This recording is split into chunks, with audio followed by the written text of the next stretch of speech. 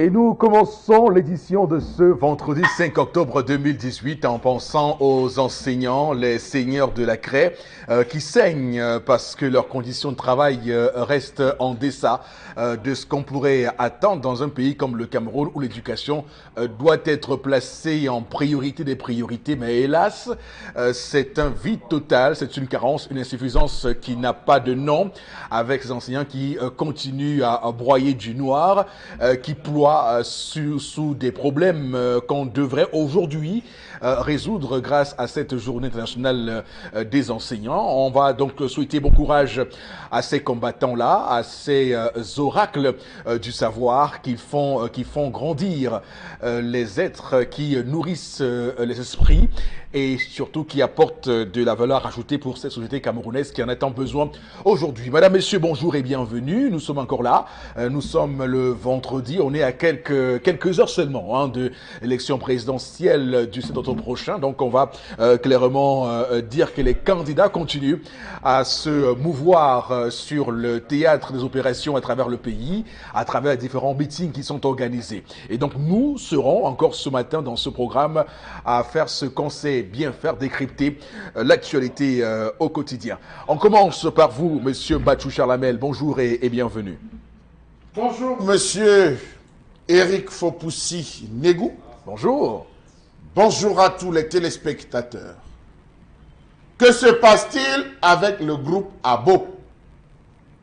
Devrait-on penser à une banqueroute ou alors à une tentative de filouterie?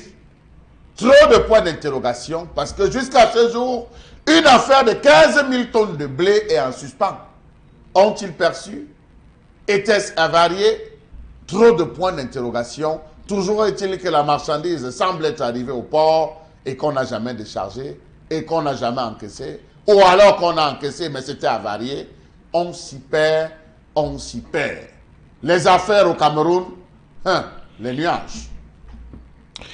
On se noie dans ce pays qui, comme vous le savez, souffre de ces hommes d'affaires qui d'ailleurs se plaignent de ne pas être associés à la mise en place et l'élaboration des projets de l'État, ce qui est un grand manquement pour cette valeur qu'on devrait entretenir et exploiter à bon escient dans un pays comme le Cameroun qui souhaite sortir des abysses, des obscurités, donc de pauvreté.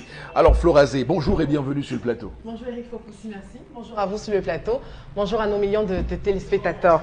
Vous l'avez énoncé en tout début, le droit à l'éducation, c'est aussi le droit à un personnel enseignant qualifié. C'est le thème qui va sanctionner la 25e édition de cette journée mondiale de l'enseignant. Donc on en parle dans le cadre de la revue des réseaux sociaux parce que c'est une journée également qui marque pas mal de revendications de la part des enseignants. On en parle avec, à travers vos commentaires, également ce fait de société, cet incendie énorme qui a eu lieu du côté de Pessengal, Nouvelle Route. On en parle avec ces énormes pertes et une perte en vie humaine. On revient également pour essayer de voir ce qui s'est passé réellement dans le cadre de la revue des réseaux sociaux. Et d'ailleurs, pour cette information précise de l'explosion à Bessenga, il faut dire que on voit désormais les écologistes, les écologues aussi, monter au créneau pour dire qu'il est aujourd'hui urgent pour le Cameroun de mettre en place des polices municipales de l'environnement pour pouvoir donc éviter ce type de dégâts et pourquoi pas protéger ces espaces qui sont occupés par la population et pourtant dangereux. Donc c'est une grande question, on ne doit pas minimiser cette explosion ou cet incident grave, ce drame grave. On doit en profiter pour prendre des résolutions, pour prendre des solutions, pour prendre des mesures adéquates et idoines pour que désormais on ait une plus grande capacité à pouvoir faire face à ce type de problème. Bon, Bengal est également sur le plateau ce matin. Bonjour et bienvenue. Bonjour Monsieur Fopoussi Negou. Bonjour à vous chers téléspectateurs. Je salue les hauts cadres du Rassemblement démocratique du peuple camerounais. Voilà, j'y arrive. Et surtout, le Premier ministre chef du gouvernement. Ils ont écrit à Elections Cameroun pour délocaliser les bureaux de vote. Le Premier ministre, en l'occurrence, a demandé de voter que Elekam lui permet de voter à Bamenda Up Station. Il ne va plus voter à Oku, son village natal. Merci, monsieur le Premier ministre. Mais qu'en est-il des autres? Elekam demande aux partis politiques de transporter leurs militants. Oui, si les partis politiques transportent leurs militants pour aller voter, le reste des citoyens qui n'est pas militant de partis politiques, on fait comment, comme disent les Cameroun. Merci, monsieur le Premier ministre. On appelle ça question essentielle, hein? C'est une question essentielle et le choix de Philémon Yang peut être voilà, décrypté puisqu'il demande à voter à Up Station et pas à Down Station. Up Station, c'est un quartier administratif. Plus à haut là-bas. Comme si c'était voilà, il va voter à Bonanjo, il ne peut pas venir voter à Ndokoti. Il va à Up Station et pour ceux qui connaissent bien Bamenda, c'est parce que s'il y a problème, il peut facilement regagner Bafoussam. Au lieu de rester à Oku, au village, pour apporter la sécurité, l'assurance de tout le monde et dire que non, ça ne le concerne pas. Les villageois restent au village. On nous a pourtant dit que la situation était sous contrôle. On nous a pourtant dit que la situation était sous contrôle. Oui, oui. Sous contrôle. C'est sous contrôle, effectivement. Sous contrôle, effectivement. Sous contrôle. Alors, mesdames, messieurs, contrôlons-nous sur ce plateau. On va démarrer avec le premier rendez-vous qu'on vous donne dans cette émission ce matin. Il s'agit de l'histoire du jour. Tendance Cogne, la voyageuse est en place. Bonjour et bienvenue. Bonjour Eric, bonjour encore à tous ceux qui nous regardent du côté de Bonamou Songo. Ça dépend pour ceux qui ne savent pas. Bonjour Père Bombo. Bonjour ma fille. Je t'ai manqué. Beaucoup. Je savais.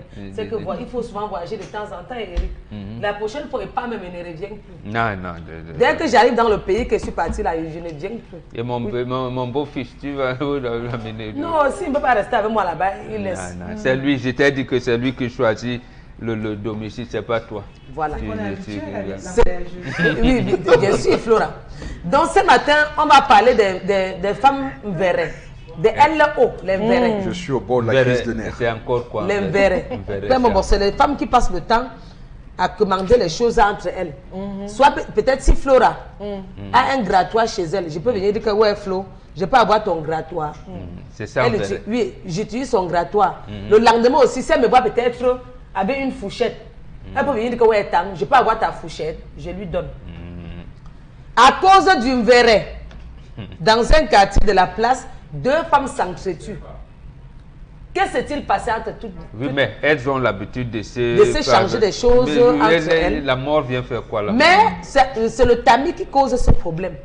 À cause d'un tamis demandé, qu'une personne a fait le verret, la souris a rongé le tamis. Ah, je comprends. Je ne sais pas si tu comprends pas, mon bon. Je comprends. Fleur, attends, tu t'entends. C'est une femme qui a demandé le tamis à sa voisine. Le jour même qu'elle devait remettre le tamis, elle n'a pas remis. Ce qui crée les problèmes, c'est qu'elle a laissé le tamis à la maison, la souris a rongé. Quand la voisine revient prendre son tamis, c'est comment avec mon tamis. Elle dit, maman, j'ai traîné de le tamis parce que j'avais peur, je ne savais pas comment tu allais gérer ça. Maman, laisse ton tamis que tu m'as donné là, la souris a rongé. Et ça arrive. C'est aussi mon tamis que tu avais demandé, la souris pouvait aussi ronger. Pardon, laisse, on va gérer. Hey, celle chez qui on a demandé le tamis a dit que maman, pardon. Ne discutons pas nous, ne cherchons pas nous les problèmes, il ne faut pas chercher. Descends seulement au marché Colinton. Quand tu es là-bas, tu demandes Maman Yo. C'est une maman chez qui j'achète souvent mes pilons. La pierre à écraser, le mortier. Mon tamis, c'est chez elle que j'ai moi à acheter. Pardon. Reprends le taxi ou la moto, tu pars au marché Colinton, tu dis que tu veux voir mamie qui vend les tamis et tu lui dis que c'est ma Nicole qui t'a envoyé, elle connaît le tamis que j'aime. Parce que maman va prendre le tamis que la souris a déjà rongé. Celle qui a commandé le tamis dit que maman, donc tu avais un problème avec moi avant. Si tu as mon message, tu me transmets. Je peux pas quitter Bonateki. Je pars encore loin au marché Colinton, loin à village là-bas, loin pour aller acheter le tamis. Elle dit que non, tu vas aller chez la mère, elle dit que tu veux le tamis. Ça fait tout un problème. Les deux se sont chamaillés à cause d'un tamis. Comme maman, pour un tamis que la souris a rongé, tu me manques le respect. Tu demandes à qui d'aller acheter le tamis au marché Colinton. Donc ça fait tout un brouhaha au point où tous les gens du quartier étaient la Flora. Ces femmes qui passent le temps à commander les choses, à se changer les choses, dites la vérité. Est-ce qu'il vous arrive parfois de demander les choses aux voisines. Point d'interrogation. Est-ce qu'on doit d'abord demander tout? Oui, parce que le tamis ne coûte pas cher, Flora. Le tamis au marché, on vend selon la qualité. Il y a le tamis de 250 francs, le tamis de 500 francs. Le prix varie selon la qualité. Est-ce que vous avez l'habitude de commander? Parce que je connais les femmes, on dit que qui? Moi, maman, non. Au lieu de demander mieux, je meurs. Vous commandez souvent, dites la vérité. Parce que moi qui parle là, je commande. Il y en a même qui ne savent pas que le sel est fini. Il peut rester sans sel à la cuisine pendant un mois. Oui. Et vous demandez le sel à la voisine. Les messages que vous allez envoyer là, envoyez les messages du fond du cœur. Est-ce que vous avez eu à demander quelque chose à la voisine? Si oui, quoi? Les allumettes, le sel, le cuivre, le cuidant. Parce qu'il y a les quartiers où on demande franchement. Bref, est-ce que vous avez eu à demander le reste de la sauce? Que ouais, pardon, je veux un peu la sauce pour manger les 2 bouts de couscous que j'ai fait hier et je ne veux pas jeter. Dites ce que vous avez l'habitude de commander. Je m'arrête là, je vous reviens dans quelques minutes. Eric, c'est bon. Voilà, Tendance Cogne, la voyageuse avec nous ce matin sur Equinox Télévision. Mesdames, Messieurs, merci infiniment à vous de nous retrouver. Alors, l'histoire de ce matin, en ce qui nous concerne, nous intéresse à un point très important parce que on va parler ce matin de ces questions avancées par Tendance Cogne, la voyageuse. Lorsqu'on est dans le besoin, quel est le procédé que nous mettons en branle pour satisfaire ce besoin-là? Il s'agit d'un tamis dans l'histoire de ce matin. Et donc, lorsqu'une personne vous a donc concédé ce besoin-là, du moins satisfait à ce besoin, en vous prêtant ce qui lui appartient, comment vous entretenez ce bien-là? Et là, on va peut-être retrouver ce matin le Code civil camerounais en son célèbre article 1382 qui parle de la réparation du préjudice subi. Parce que lorsque vous faites ça, lorsque vous êtes dans un entretien pas en bon père de famille d'un matériel qui vous a été prêté, vous avez donc vous causez donc un préjudice à une personne, donc son ami qui lui servait à elle aussi n'aura plus la même utilité. Donc il faut rembourser. C'est un processus normal. Ça s'appelle la responsabilité civile et le code civil camerounais le consacre bien à l'article 1382. Allez lire si vous voulez.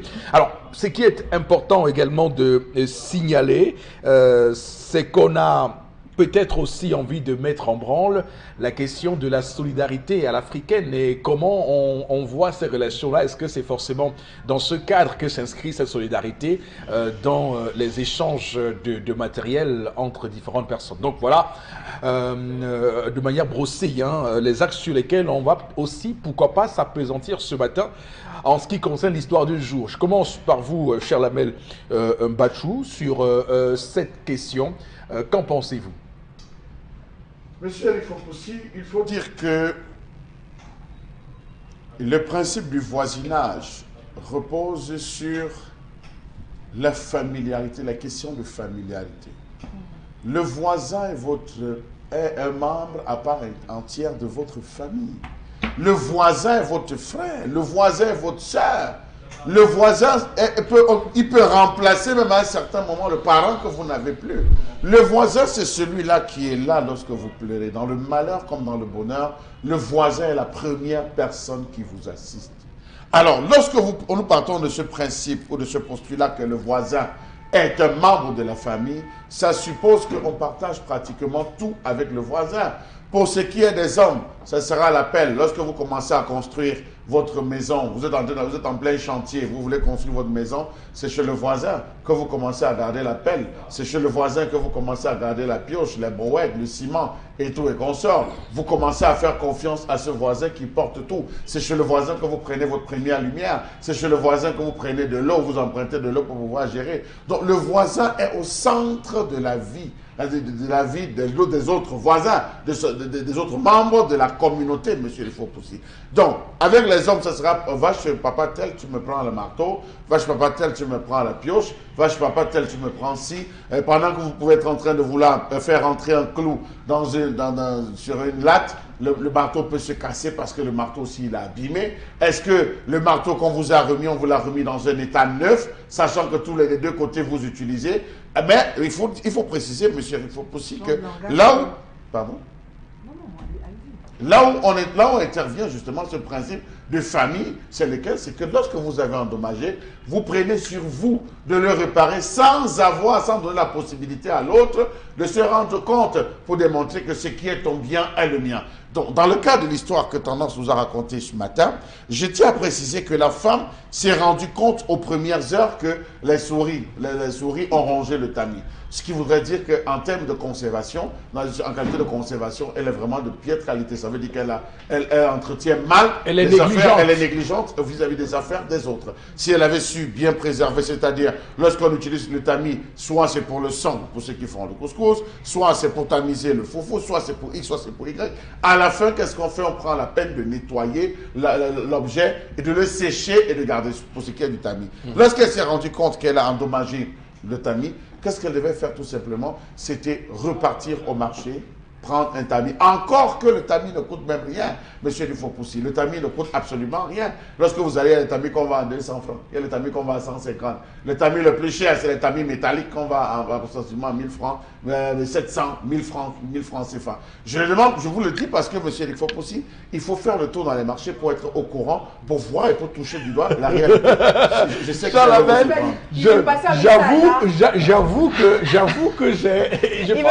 j'avoue que Charles Abel, me connaissant, attendait que je réagisse. Comme je l'ai rien dit, il a sauté dessus.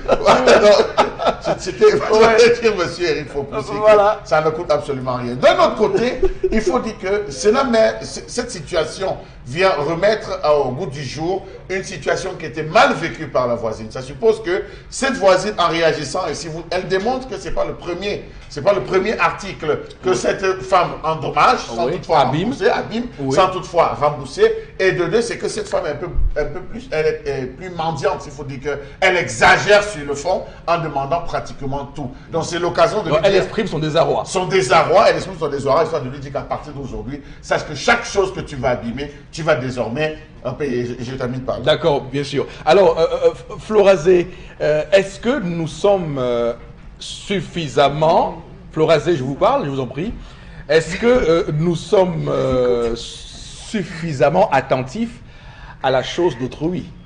Non. C'est pourquoi moi, je m'inscris en faux ce matin. Je dis qu'il ne faut même pas prêter. Il y a des accessoires qu'il ne faut même pas prêter. Maintenant, quand vous constatez que vous avez des voisins qui ont peut-être du mal à joindre les deux bouts, qui ont peut-être du mal à avoir certains accessoires, puisqu'on parle de femmes. Fait que si une femme vient me demander mon tamis, non. Si j'ai 250 francs ou si j'ai la moitié, je lui dis, OK, prends ça. Complète et va te prendre un tamis. Vous vivez dans quel monde là, vous? Non, mais attendez, au lieu de, vous savez, c'est un besoin parce qu'on vit en communauté, mais un tamis, mais si elle le conserve bien, elle l'aura.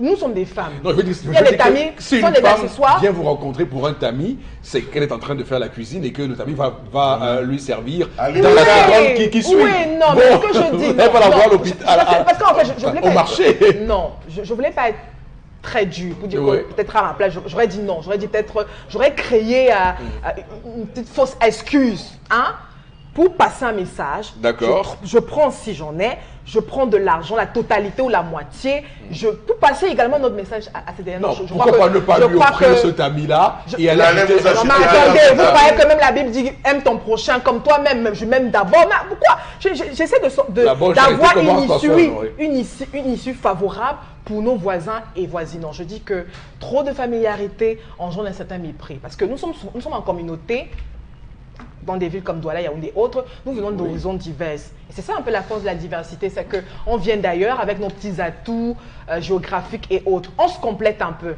on est complémentaires. Mais maintenant, vous savez, chacun sort de son bord avec certaines éducations et autres. On a affaire à une femme qui est négligente, etc. et qui expose même sa famille et son foyer. Il faut faire très attention. Je crois que pour les hommes qui nous écoutent ce matin, pour certains, c'est quelque chose d'horrible. C'est que votre mari apprenne que vous êtes tout le matin en train de demander des budgets d'allumettes, du sel, du piment, c'est un peu, c'est souvent terrible. Là. Maintenant, on peut comprendre que vous êtes allé au marché, vous avez ça eu... m'intéresse que vous soyez au parfum de ces situations-là, à la lettre, parce que vous citez de manière, on va dire, exceptionnelle. Je suis une femme, oui.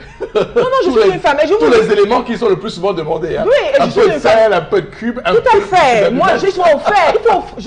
Ok, d'accord. Quand tu maîtrises peut-être l'environnement ou le quotidien de certains voisins, il y en a qui font des dons. C'est-à-dire que, ouais, voisine, voilà un demi-sac de sel, voisine, voilà un ceci, voilà un ça.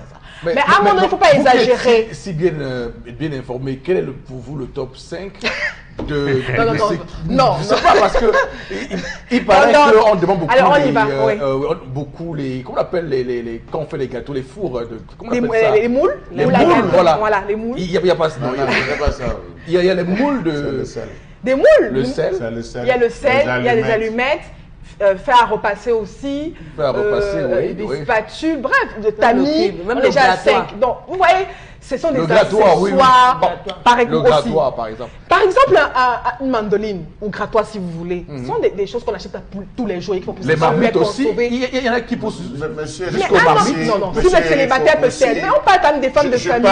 Il faut partir du postulat qu'il est plus facile de s'acheter une Rolex à 500 000 francs que de s'acheter une babouche de 250 francs. Je le dis que de s'acheter une babouche de 250 francs. C'est dommage. Vous allez vous rendre compte qu'il y a des gens qui ont tout. C'est-à-dire les télés, les 77 pouces, ils ont des vêtements super 100, super 1000, mais vous allez vous rendre que les babouches, j'ai dit les babouches de 250 ou de 300, ils ne peuvent pas se l'offrir. C'est des choses auxquelles on passe. Même dans les quartiers UP, les quartiers quand vous dites UP, c'est entre les barrières qu'on se parle. S'il te plaît, lance-moi les allumettes, j'ai fini, récupère. Ça se passe. Non, ce n'est pas seulement, ne voyez pas seulement sur l'angle des quartiers populaires, même dans les quartiers résidentiels, ça se passe. Non. La vérité, c'est que, puisqu'on est en train de parler de vie de famille et autres, vous savez, quand vous avez deux partenaires qui se comprennent, qui dialoguent, qui évoquent pratiquement tous les sujets, et il faut pousser à certains problèmes. Il y a certains problèmes qu'on règle avec facilité. Mais est-ce que vous avez souvent dit ici, vous avez souvent dit, parce qu'il faut qu'on soigne ce mal-là. Est-ce que, et si jamais on établit que c'en est un, est-ce que ce qui est à l'origine de cette situation, c'est l'extrême pauvreté ou c'est la paresse? Parce que je pose une question, un tamis 250 francs comme Chalamel l'a dit, est-ce que c'est la pauvreté Non, moi je ne vais pas excuser, non, il ne faut pas l'excuser de la pauvreté, vraiment. Justement, parce qu'on a du mal à croire que c'est la pauvreté. Une vie se planifie et sur l'année, sur 2 ans, ça va, c'est chacun qui a, avec sa sensibilité, qui essaye de planifier comme il veut. Mais on est quand même dans une cuisine. Et je dis que si les hommes s'intéressaient un petit peu plus à la chose maternelle, c'est-à-dire à l'entretien de la maison et tout, certaines femmes n'allaient pas se retrouver frustrées au bord de... Parce qu'il y a certains hommes qui ont... Arrêtez de relaxer les hommes à tous les sauces. Je ne vais pas entrer à la cuisine, faire Il l'inventaire. y a 2 ans qu'on passe à la même époque. Non, tous les deux, j'aimerais vous dire, parce que c'est important. Il ne faut pas mélanger les hommes dans toutes les sauces. Alors, Florazé, c'est vrai que l'histoire de ce matin met en scène une femme, mais cette question-là concerne tout le monde. Oui, justement. Il y a des hommes qui demandent des marteaux, qui demandent un clou, qui demandent du testeur. Non, soyons honnêtes. Nous sommes avec vous tous les jours. Qui n'ont le petit matériel de bricole. Un maçon ou un forgeron et autres. Non, nous sommes avec les hommes, nous sommes avec vous tous les jours. C'est vraiment pas le dada de l'homme d'aller demander. Plus souvent, vous prenez sur vous. Non, vous prenez sur vous. Non, attendez. Les hommes sont beaucoup plus orgueilleux, c'est-à-dire qu'ils prennent souvent sur eux soit d'avoir le matériel, le matos qu'il faut à la maison, et c'est pas tous les jours qui demandent du râteau ou la pelle, et ça encore ça peut passer. Mais quand d'avoir votre épouse qui demande à chaque fois du sel, des allumettes, du briquet, du gratin, Mais attendez, c'est pourquoi je dis donc que si les hommes également s'intéressaient à la chose... à ce détail. Vous pensez que cette femme est au courant que sa femme demande? Vous pensez que l'homme est au courant que la femme demande? Vous voyez, c'est à ce niveau. Est-ce que vous pensez que la femme sort pour aller voir sa copine? Non, je dis que si la femme, à un moment donné, avait exposé les manquements de sa cuisine, je dis n'importe quoi. On a fait affaire à un couple. Pour un tamis de 250 francs. Pour un tamis de 150 francs. 150 francs pour un tamis. On vous nuit pour l'agent de ration, on vous nuit pour les enfants, on vous nuit pour tout pratiquement. Non, c'est pas la nuisance. Je veux dire que pour une personne tout à fait normale, c'est une chose, c'est le b.a.-ba. Ça veut dire que même en allant au marché faire le marché, vous pouvez avoir un reliquat de 200, 300 Attention. qui vous sert. Elle se prive de son dinja et de chez le terminer mes propos. Vous payez le temps, vous payez le Avec temps. une ration. Qu'elle se prive de son dinja. Avec une ration de nom. N'exagérez pas. Quand vous donnez 2000 francs à votre femme, hein, pour 3, 4, 5 enfants, Oui. et elle constate dans sa cuisine, il n'y a pratiquement rien. À un moment, ce sont ces femmes qui sont obligées d'aller tout le temps cogner chez la voisine. Je dis donc que si les hommes, Donc, je il y ne a vous pas de discrimine sel, pas totalement, il n'y a pas de cube, mais il y a si pas je de- dis que non, Attention. si les hommes s'intéressaient un petit peu plus à la cuisine, pensez pas que la cuisine, c'est... C'est-à-dire que pourquoi un homme entre à la cuisine, il faut absolument s'armer d'un certain sentiment. d'accord, c'est Non, compris, ça veut dire que Florence. s'intéresser également à ce domaine. Oui, j'ai compris. Madame, ma femme peut manquer de sel aujourd'hui. En rentrant d'équinoxe, je Ok. peux m'arrêter à la supérette, je peux m'arrêter à la boulangerie, prendre du ça. pain, Oui. prendre un peu de tomate, prendre pour ça. aider. Ok. Mais pourquoi vous pensez Ok, que c'est bon, faire ça, Florazé. il faut être sur Mars? C'est compris. C'est compris. Vraiment, c'est compris, il faut le raser. Alors, Oui, parce que vous êtes d'accord avec moi, donc je peux mettre sur la touche. bon, vraiment, pour qu'on reste dans le sujet, est-ce que, et c'est la question qu'on s'est posée au tout début, est-ce que l'indicateur pauvreté, l'indication pauvreté peut expliquer ce phénomène, puisque c'est un phénomène, c'est pas un acte isolé, ça se passe dans toutes les maisons, dans la majorité des maisons, dans nos quartiers, des gens qui demandent soit une pelle, soit un marteau, soit le cube, soit le sel. C'est un phénomène généralisé. Est-ce que c'est la pauvreté qui explique ça? Non, ce n'est pas la pauvreté. C'est pas la pauvreté. Il existe, c'est vrai, chaque individu est un individu, c'est-à-dire que c'est une personne particulière. Donc il peut avoir cet art, et ainsi de suite. Il y en a qui sont radins et ne peuvent rien lui donner aux voisins. Mais ce qu'il faut retenir, le problème qui se pose, c'est qu'il n'existe plus de société. Société rime avec solidarité. Oui. Moi, je vais de l'autre extrême. D'accord. Qu'est-ce qui fait que lorsqu'il y a un deuil au village ou des cérémonies de mariage, on vient avec le service traiteur? Voilà. Ça veut dire qu'il n'y a plus de principe de solidarité. Le principe de solidarité, c'est que, bon boca deuil, c'est tout le monde qui vient. Telle maman, celle vient avec les marmites, on vient, voilà comment ça s'organise. Mais aujourd'hui, on vient avec le service traiteur. On a même commencé à y mettre les jetables.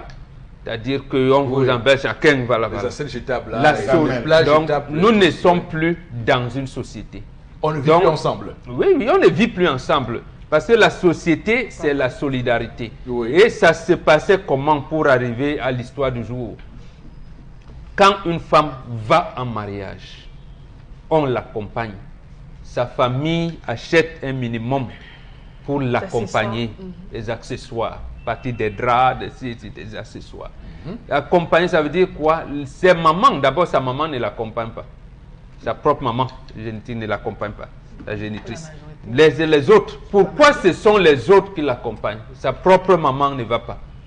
C'est précisément pour exprimer, matérialiser ce principe de solidarité. C'est là où on sait que la cuisine, maman, tu voyais maman faire ci, tu voyais maman faire ça, tu voyais maman, maintenant tu as ta propre cuisine. Très bien. Voici ce qui ne doit jamais manquer.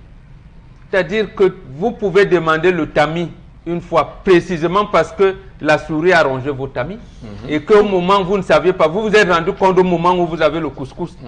Là, la voisine peut venir en aide, vous donne. Dès le lendemain, vous devez avoir votre tamis. Voilà. Le fait de faire, c'est le code verret. Le code verret. Le LO, le verret. Le verret qui est arrivé maintenant fait que c'est chacun qui pense qu'il peut faire la société comme il veut. Et là, vous voyez donc que même verret n'a plus de code. Et c'est ça qui m'amène ma fille Flora. Un homme qui s'intéresse au mbongo, au sucre de la cuisine, ce n'est pas un homme. Ce n'est pas un homme. Mais comment ça? Pas un homme, c'est un homme qui, en rentrant du village, il peut dire que bon, il peut voir le mbongo qu'on vend là, parce qu'il a dit qu'il y a un plantain qu'il faut apporter. Il va, ah oui, j'achète. Mais ce n'est pas parce qu'il manque de mbongo à la cuisine, parce qu'il sait que madame utilise souvent le mbongo, voilà. Oui, justement, il peut prendre, mais ce n'est pas parce que dit que bon, il vient jeter un coup d'œil, dit à la femme que bon, est-ce que ton mbongo que tu as acheté le mois passé, ça reste encore un peu. Non, ça, c'est que c'est pas un homme. Un homme qui fait ça, et il a raté. Donc, c'est le principe de solidarité. Il a raté sa vie. Il a Vous exagérez un peu. Non, il a non, raté. vous exagérez. En ratant, c'était les patates, les trucs. Bon, mais il voit le mbongo, le kassimanga, il voit le njansang. Il peut prendre là, généralement, Il peut c'est faire en gros. plaisir à sa femme. Voilà, il vient dans la cuisine. Mais C'est pour déjà dire un que bon bon, début, hein. j'ai acheté le njansang il y a 3 mois et ça reste encore un peu. Non, c'est pas possible. Il ne peut pas. Non, Chalamel, non. Je comprends que moi également, Non, c'est pas possible. Non, on n'a pas le temps. Non, Florazé, non, je vous dis non, je vous dis non. Il n'y a pas de temps, on va Non, laisser j'ai terminé. tendance parler. Voilà. Voilà. Le code verret. Le code verret, le LO. Voilà une femme qui a Bonateki. Elle demande à une autre d'aller au marché Colinton chercher le tamis. Elle va prendre le taxi à combien? Comment nous, les femmes, nous sommes hypocrites comme ça? Il y a les femmes hypocrites dehors. Et laisse-moi te dire que la femme qui va me dire que je n'ai jamais commandé, vous mentez. Il y a les choses, même les gays, que ouais, maman, il veut les gays pour prendre mon habit. C'est les trucs qu'on n'a pas souvent à la maison. Le balai même, on vient, même le savon, comme pardon. J'ai la paresse, il y a pas un enfant qui va envoyer pour acheter le savon. Donne-moi ton savon là, je frotte mon habit, c'est sèche. On demande tout ça. Et quand une femme prend sur elle de commencer à faire le verre avec une autre, attendez-vous aux injures. Oui, attendez-vous aux injures parce qu'on se connaît entre nous les femmes. Tu vas voir une femme qui va te donner telle chose demain, Flora. Dans sa tête, donc peut-être je viens te voir, je vais telle chose. Quand tu me donnes dans ma tête, c'est que tu es ma soeur. Alors qu'au fond, tu attends que demain, il y ait nuac pour que tu m'insultes avec. Que les femmes arrêtent ça. Quand ta soeur demande, donne-lui avec un bon cœur, ne donne pas pour insulter de moi après-demain. Tu vas voir une femme, si tu dis que ouais, maman, pardon, je veux 2 piments jaunes là pour lancer dans ma sauce. Le piment que j'avais à la maison est pourri. Le lendemain, quand tu vas passer à où, c'est elle qui va appeler les gens pour dire que, comme tu vois, elle passe là, c'est moi qui la nourris. Vous gagnez quoi en disant ça? Parce que tu as donné 2 petits morceaux de piment rouge à nous. Parce qu'on ne vit plus en société. Non, on doit vivre Le principe en de société. solidarité, on foutu le On ne peut pas tout avoir. Oui, on ne peut pas tout avoir. Il y a des moments où tu as les choses à la maison, mais tu as besoin peut-être d'un briquet. Ou encore le charbon pour allumer le charbon. Des moments où tu as il n'y a pas les allumettes sont finis, tu ne sais pas. Il faut peut-être faire un coquille. Tu te rends compte que ouais, je n'ai plus les allumettes à la maison. En face de toi, tu as ta voisine qui est en train de parler au feu de bois. Ce que tu fais, c'est que tu prends l'assiette en inox. Tu dis que ouais, ma pardon, donne-moi un peu de braise là. Donne-moi un peu de charbon, déjà un peu brûlé là, pardon. Je lance sur mon charbon, ça passe. Pourquoi les femmes doivent toujours aider en s'insultant, en se chamaillant? Ce n'est qu'un simple tamis, maman. C'est un simple tamis. Le tamis, c'est quoi? Non, parlons pour mes vrais. Ta soeur a jeté la souris a rongé le tamis. Ça pouvait aussi être toi. Ça pouvait être toi, oui. Il y a les femmes qui sont négligentes. Il y a les femmes qui sont négligentes. D'abord, il y a les souris fantômes dans cette dehors, Flora. Les souris qu'on envoie. Voilà la souris qui est aussi venue ronger le tamis. Si la souris pouvait imaginer qu'à cause du tamis, les femmes là se sont entretuées. C'était même les souris de quoi? Voilà que vous avez détruit tout un quartier. Si je n'intervenais pas tant, tu vas entendre l'histoire, c'est pas un moment. Pourquoi vous voulez me stresser comme ça? J'ai dans les rides à mon jeune âge. Une femme doit savoir que les principes du mariage reposent sur toi. La femme ne doit jamais manquer du Chalamel, c'est compris. Non, ça on va Floraser rapidement lire les messages. On va lire. On n'a pas tout le temps. On va pas faire ce qu'on a fait hier aujourd'hui. La première réaction ce matin, les femmes sont des éternelles problématiques. Pour du sel, on va courir dans tout le quartier. Pour du tant pis, soyons grandes. Voilà. Une autre réaction ce matin, il n'est pas toujours question de pauvreté, mais plutôt une question de mentalité, d'éducation. Pour certaines personnes, c'est devenu une sorte de pathologie. Et puis certaines de quémander. Il faut également limiter certaines fréquentations. C'est ce genre de fréquentation qui crée des fois des situations même de sorcellerie. Mais là, c'est pas bien. C'est William qui réagit à Loubaba. C'est plus la société. Une autre réaction, les femmes passent le temps à demander ces petites choses. Hein. Ce sont des femmes qui aiment bien le commérage. C'est leur activité principale. Pour une femme normale qui se rend compte qu'il n'y a pas de sel de cuisine ce jour-là, sans sel, cube, cuisine et autres, parce qu'un jour, elle pourra prendre ça chez la voisine et puis après, elle pourra faire l'effort de se ravitailler. D'accord, merci beaucoup à vous, chers téléspectateurs, pour ces différents messages que vous nous envoyez. Voici la suite du 10-12, le Zénith sur Equinox Télévision.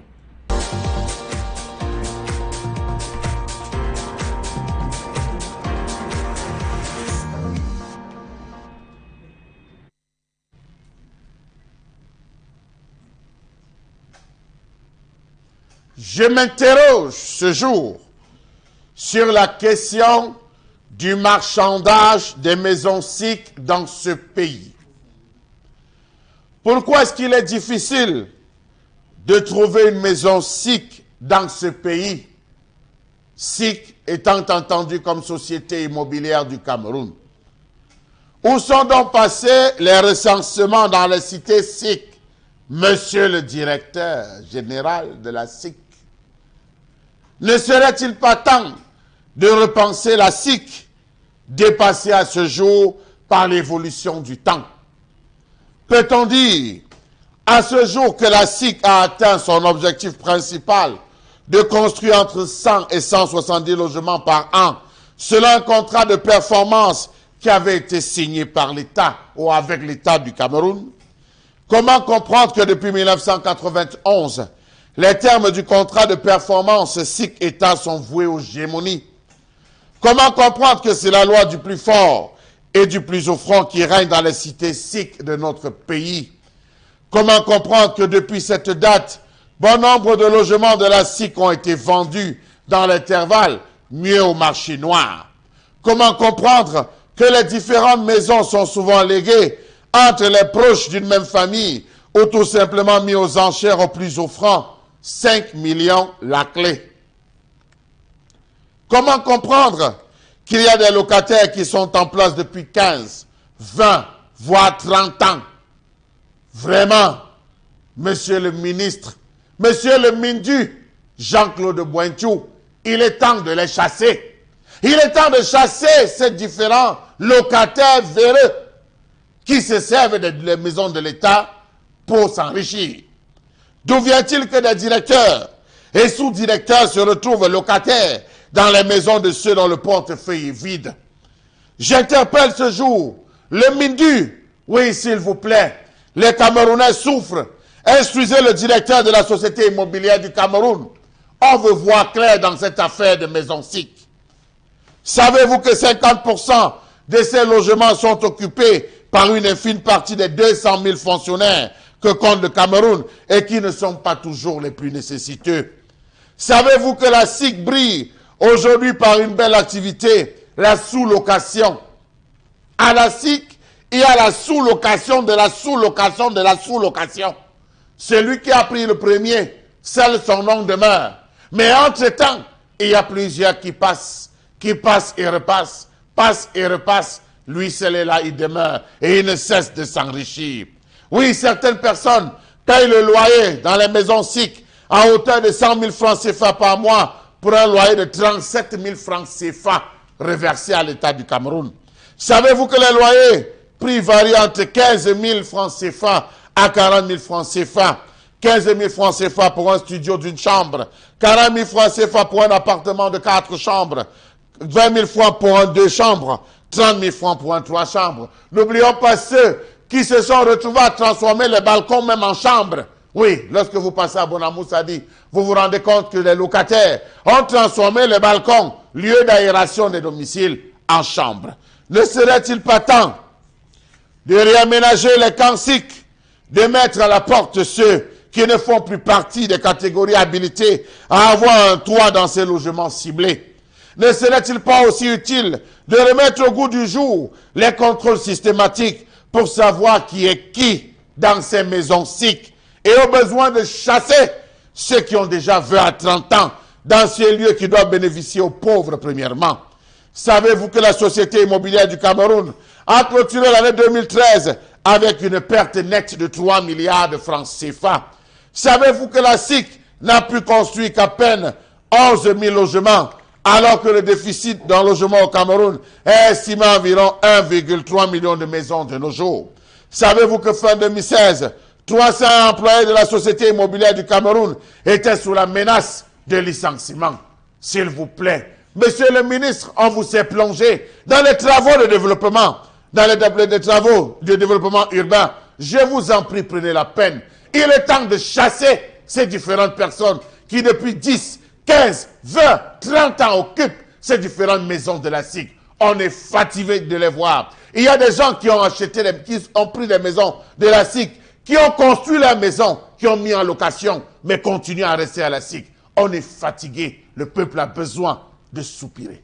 Le peuple a surtout besoin de réponses et de solutions à ce problème, puisque la question du logement au Cameroun est une question centrale, et l'État, croyant bien faire, avait donc mis sur pied cette société immobilière du Cameroun censée répondre à une partie des problèmes liés au logement au Cameroun. Et on va, Bobo Benga, on ne peut ne pas expliquer ce matin pourquoi sur cette question, c'est la loi du plus fort et du plus offrant qui est toujours la meilleure. J'allais dire que ici, c'est le code même verré de ma fille tendance. Oui. Justement, parce que là, dans le verré, il n'y a pas de code véritablement établi. Il n'y a pas de règles. C'est ça, voilà. Donc, en réalité, le problème n'est pas celui de la SIC, oui, même de la maïture. Le problème, c'est l'État, c'est lui à qui appartient la SIC.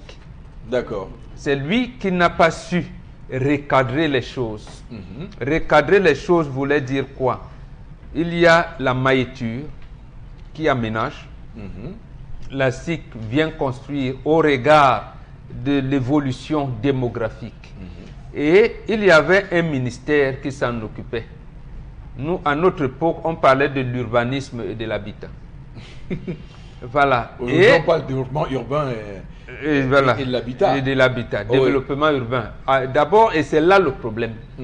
Lorsque le Premier ministre Simon Achidi Achou dit politique Nanjangi, c'est là où ça se gâte. Ça se gâte pourquoi? Ça veut dire que les orientations majeures, les orientations premières ne sont plus clairement définies. Il y a chevauchement entre les ministères. On crée à l'époque le ministère de la Ville. Pour faire quoi?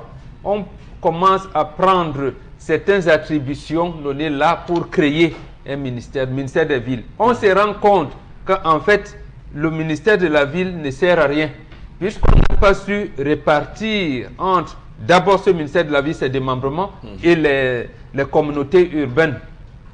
Tout à fait. Voilà, oui. Une chose. L'autre chose, on commence à, j'allais dire, à désorganiser l'ancien ministère. On vous dit domaine affaires foncières, cadastre et ceci. Donc voilà pourquoi c'est lui qui est le patron de la SIC, c'est-à-dire que le président de la République a désorganisé tout l'établissement. La question du logement. La question du logement, tout l'établissement. Et qui fait qu'aujourd'hui, vous allez parler de Mbouentou, Mbouentou va dire que non, c'est à la présidence. Donc la présidence est devenue elle-même une nébuleuse. Prenons le cas de les deux grandes cités, Douala et Yaoundé. L'endroit où vous entendez parler de zone nylon, il était prévu la construction des cités SIC, parce que la maïture avait déjà fait, y compris à Madagascar, à Yaoundé. Donc, et malheureusement, les projets sont arrêtés net.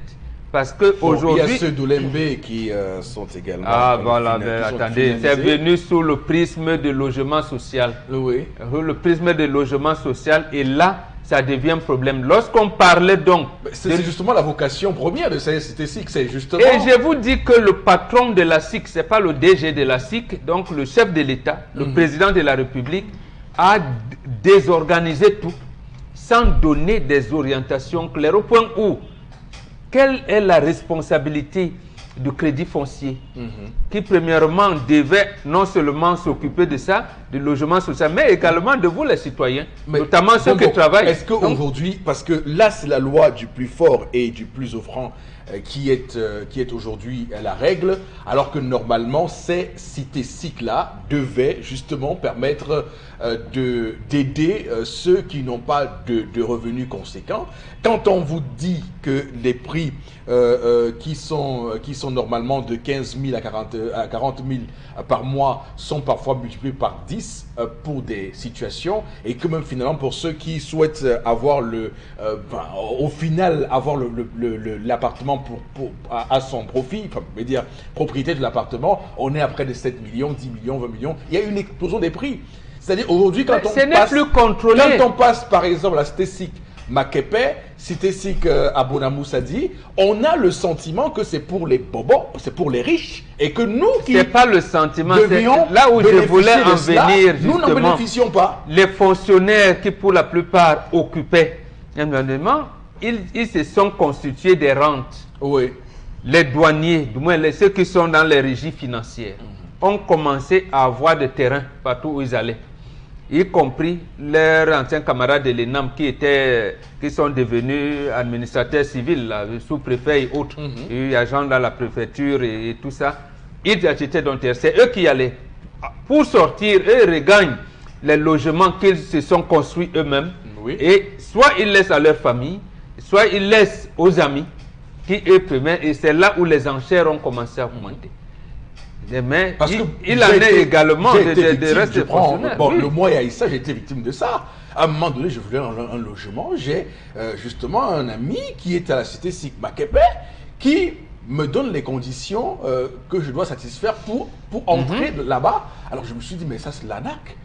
Ça c'est Mais l'ANAC. justement, Donc- il n'y a plus c'est ça, c'est cette traçabilité qui n'existe plus, cette Oui. clarté dans les gestions. D'abord, à quel moment ne devrait-on plus être occuper son appartement la SIC? On ne sait plus. On a fait des locations-ventes pour les maisons maisons individuelles. individuelles. Mais il est resté des immeubles. Des immeubles, donc, c'est là où ça a commencé. Je peux laisser ma famille alors que je suis même mort. Voilà. D'abord, je suis retraité, je suis mort, je suis supposé laisser dedans, mais je laisse ma famille. Et avec les relations que j'ai à la SIC et mon patron, on laisse faire. Maintenant, mon fils qui reste, lui, il est parti en France. Il va sous-louer. Il va sous-louer et il va augmenter le prix comme il veut. C'est-à-dire, c'est à la tête du client. Donc, c'est devenu, c'est pour ça que je vous dis que c'est le patron de la SIC qui n'est pas le directeur de la SIC, qui est le président de la République. Et c'est pour ça qu'on a été coincé dans ce que vous avez appelé logements sociaux. Or, la règle était clairement établie. La Mipromalo peut disposer du matériel. La maïture aménage, la SIC vient construire avec crédit foncier. Après, on vous dit, le crédit foncier n'a pas de matelas financier conséquent pour encadrer tout ça. Il faut donc intégrer le privé dans cette affaire. Le privé vient avec le privé, c'est pour avoir de l'argent. Okay. Finalement, c'est devenu melting pot. Mais c'est quand même incompréhensible qu'un studio d'une chambre à un salon qui est censé coûter 15 000 francs CFA, parce qu'on voulait soutenir les personnes aux revenus faibles, en soit aujourd'hui multiplié par 4, par 5, et fasse l'objet de rente. Ce n'est pas possible. Je rappelle que dans les pays comme la France, ce qui est considéré comme les cités SIC ici, là-bas on appelle ça les HLM. Et là-bas, lorsque vous avez un salaire d'un certain niveau et quand vous vous retrouvez dans une HLM, vous devez répondre de cela. Parce que c'est par rapport à vos revenus. Là-bas, c'est organisé. Par rapport aux revenus quand vous octroie ce type de logement chez Chalamel. Monsieur Eric Fopoussi, faites un tour dans les camps SIC du Biémassi, camps SIC de la Cité Verte, Koto, Messa, Bonamoussa, Makepe. Vous allez vous rendre compte que les lieux de location ont déjà été modifiés, des maçons sont arrivés et ont reconstitué l'intérieur des différents domiciles. Ça, je tiens à vous le dire. Oui. Est-ce que l'État est au courant? Oui. Posez-vous la question. Oui. De ces reconfigurations du schéma de départ. Je ne pense pas. Monsieur Eric Fopoussi, je ne compte pas le nombre de fois que le ministre, le ministre du Développement urbain et de l'Habitat, a véritablement sommé le directeur de la SIC. Je dis, je ne compte pas le nombre de fois, et c'était rendu public. Oui. Pour les amateurs, c'était rendu public. Jean-Claude Bonchou a plusieurs fois sommé, sommé le directeur général. Attendons, dans cette histoire, je veux voir clair. Mais apparemment, le directeur de la SIC rend compte à quelqu'un d'autre qu'au ministre, M. Eric Fopoussi. Ça, il faut le dire, puisqu'il n'a jamais déféré. Ça, c'est bien. Du deux, M. Eric Fopoussi, le directeur général de la SIC ne travaille plus pour la SIC. Il travaille pour son propre compte. Pourquoi je vais vous le dire? Dans la préparation de cette collège, j'ai fait le tour de tous les cités SIC de Douala. Les concierges ne sont jamais dans leur bureau. Les bureaux sont vides, sales. Les chaises même sont défraîchies. L'entrée, on vous dit parfois, voici le numéro de téléphone pour contacter le concierge. Comment gérer les factures d'énergie? Comment gérer l'entretien? Monsieur, il faut pousser l'entretien de ces... J'ai un souci avec les escaliers qui vont dans ces... les escaliers, c'est horreur. Aller à la cité de Koto, là, c'est compliqué à Koto. Hein. Je suis allé là plusieurs fois, c'est compliqué, voir des amis, mais c'est compliqué là. Maintenant, allez voir le train de vie du directeur. Bon, on dit que non, le véritable responsable, c'est le chef d'État, je suis d'accord. Mais il y a quand même un responsable à l'immédiat qui est censé... le ministre du Développement urbain et de l'Habitat peut rappeler à l'autre. Mais il est plusieurs fois sommé, il ne sait jamais il va compter quelqu'un d'autre. Non, parce que ça aussi, il faut le dire, c'est le boulot d'étranglement. Vous savez ce qu'Ambassa a fait? Ministre de son État, il a dit il est impossible qu'on m'interdise, moi, l'ingénieur de l'État, de suivre les travaux qui se passent dans les barrages et autres. Que M. Mbouanchou fasse de même. Conséquence? Qui fasse de même. Conséquence? Actuellement, il a une mission qui lui a été confiée. Nous n'allons pas commenter sur la mission qui lui a été confiée par le chef de l'État, celle de continuer avec les autres logements sociaux. Nous regardons ce qu'il y a. C'est en 1952 qu'on met sur pied, monsieur Defoe-Possy, la société immobilière du Cameroun. Oui. Ça fait combien d'années que la société immobilière existe? Mais regardez, faisons l'État. Il est temps qu'on dépose, qu'il dépose, les gens on repense véritablement le modèle. C'est un manque d'intérêt passé, c'est à Bonamou Sadi, au Carrefour Maçon. Allez voir comme l'État d'entretien. Mais il n'y a pas de directeur général de la SIC. Bon, c'est simplement on est en train de payer ces différents individus à ne rien faire. À ne rien faire véritablement. Non. Le recensement, je termine par là. Le recensement, il est prévu que tous les 5 à 10 ans, on doit faire un recensement des personnes résidant dans les cités. Oui. Si vous allez faire le recensement, vous allez vous rendre compte qu'il y a des individus dont le statut a changé. Vous avez des individus qui vivent. Il y en a qui sont morts. Il y a ceux qui sont morts. Partant de ce recensement, vous êtes capable de savoir qu'un gars qui a pris la maison en 1980 ne peut plus être dans cette maison en 2018. Un gars qui a pris la maison en 1990 ne peut plus être dans cette maison en 2018. Donc, partant sur cette base, on peut commencer à procéder à un nettoyage. Mais comme la clé se vend à 5 millions, même le directeur profite. Wow. Et c'est là le nœud du problème, et c'est où on peut comprendre le ministre Jean-Claude Mbouanchou, le pauvre, qui arrive là et se rend compte qu'il y a une nébuleuse, il y a une mafia qui est construite. Au Cameroun, lorsqu'il y a la possibilité pour des gens d'avoir un peu d'argent facilement, ils ne s'en privent pas et ils mettent en place des systèmes pour acquitter les Camerounais. Si quelqu'un peut sous-louer 4-5 fois, il le fait. Il sait qu'à la fin du mois, il a ses poches. Surtout qu'il faut quand même dire que ces cités SIC arrivent dans un contexte où les Camerounais sont asphyxiés sur la question globale de logement. Les Camerounais ont des difficultés à avoir accès à la location. Et imaginez, il faut bien comprendre que si on met par exemple le prix à 15 000, comme on parle d'un studio à 15 000, et qu'on se rend compte au quotidien que les différents studios dans le privé coûtent parfois le triple ou le double, vous vous rendez compte que ceux qui ont en charge cette société immobilière du Cameroun font rapidement le calcul. Que mais sur le marché, nos tarifs sont très concurrentiels, sont très abordables. Pourquoi continuer à maintenir ces tarifs alors qu'on peut demander 3-4 fois et les gens n'auront pas le choix? Ils viendront parce qu'ils savent que normalement au privé, c'est plus cher que ça. Voilà, c'est ça le véritable problème. Oui, tendance. Les logements sociaux, là, on devait me construire ça pour les pauvres. Mais c'est ça, c'est ça l'orientation première. On avait dit qu'on construisait pour les pauvres. C'est ça, c'est les boss qui vivent là. Et pour vendre la clé, il faut avoir les dos. Il faut voir comment les gens là vivent 1000 à l'heure. Non, 1000 à l'heure. Quand tu dis il faut avoir, c'est comme si on laissait l'argent là chez le directeur. Non. C'est chez les personnes qui vivent dans la maison qui, quand voulant sortir, te vendent la clé à 5 millions. La vie, si mon pays, c'est me fait rigoler en anglais. Eric, pendant qu'on continue avec ton public. Parce qu'il commence à parler, le même débat. Donc, c'est pour clairement dire que, cher Lamel, la politique de logement au Cameroun doit être repensée. Cette entreprise-là doit être repensée. La SIC, il faut avouer, il faut aujourd'hui reconnaître que la SIC a échoué dans ses missions de départ et qu'aujourd'hui, c'est devenu une histoire où les gens font ce qu'ils veulent sans que personne ne vienne Est-ce que vous savez qu'à Makepe, Bonamou Sadi, Koto, les habitants des cités SIC se font hacher? Je parle là comme si c'était de la viande. Ils se font hacher à la machette par des braqueurs qui se cachent dans ces différents lieux. Est-ce que vous le savez? Que fait le directeur général de la SIC? Que font les différents responsables régionaux qu'on a nommés au niveau de la SIC? Vous avez des gens qui vous agressent, des gars qui fument le chanvre indien. Les ghettos, Voilà, c'est devenu les lieux de ghetto. Allez ici à Makepe, vous allez voir le soir, les gars s'assiedent, ils sont en train de fumer tranquillement dans leur coin. En même temps, ils jouent aux cartes. Après, vous serrez votre véhicule. Combien de personnel, des individus qui louent, même s'ils ont dépassé la limite, retrouvent le matin les véhicules cassés et tout et tout ça. Même au niveau de la sécurité, le directeur est capable de le faire.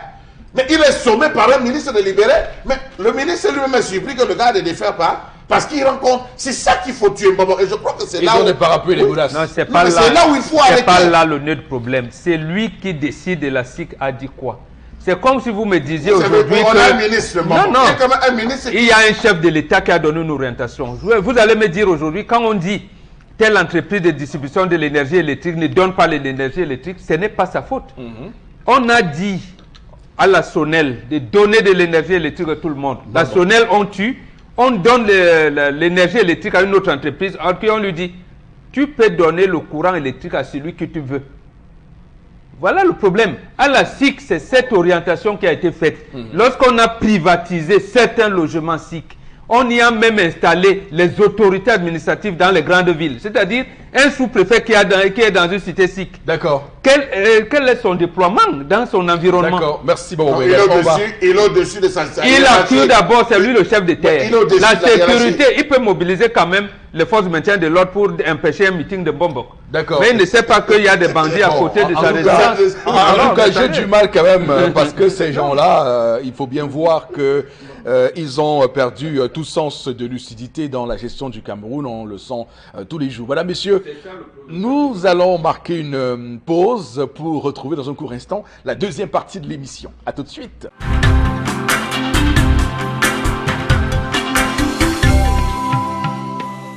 Plateau du 10-12, le Zénith. Nous sommes le vendredi 5 octobre 2018. C'est avec un plaisir non dissimulé que nous vous accompagnons en ce moment où en France d'ailleurs on rend hommage à Charles Aznavour, ce chanteur franco-arménien qui nous a quittés cette semaine à l'âge de 94 ans. Il est un honneur, un hommage lui est rendu donc en ce moment en France en présence à la place des Invalides de ce que la France compte de tête couronnée entre guillemets. Vous imaginez que là-bas on a la présence signalée de Emmanuel Macron, Nicolas Sarkozy, ancien président, et bien d'autres personnalités qui sont pour rendre un dernier hommage à la place des Invalides à Charles Aznavour.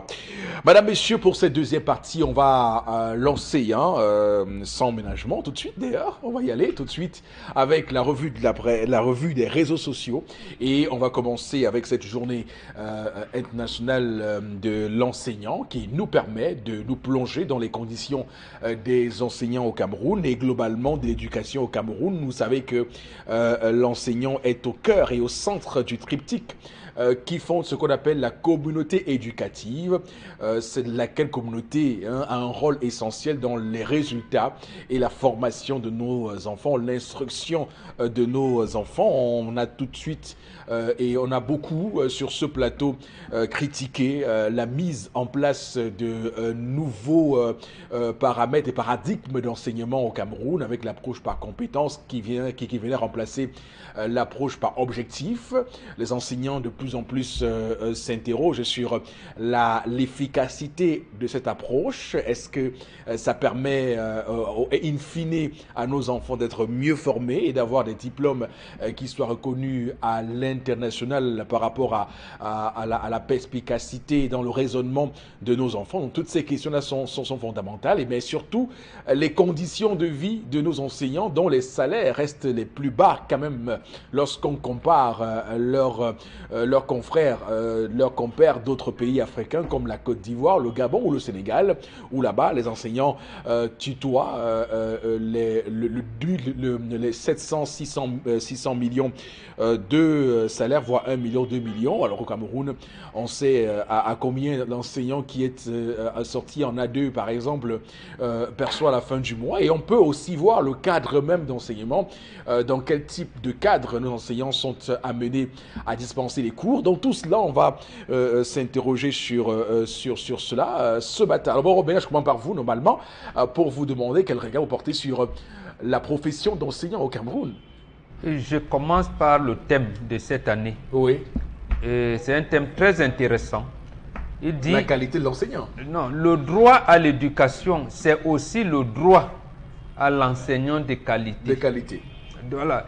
Bon, quand on précise cela, le droit à l'enseignant de qualité. De qualité. Ça veut dire que...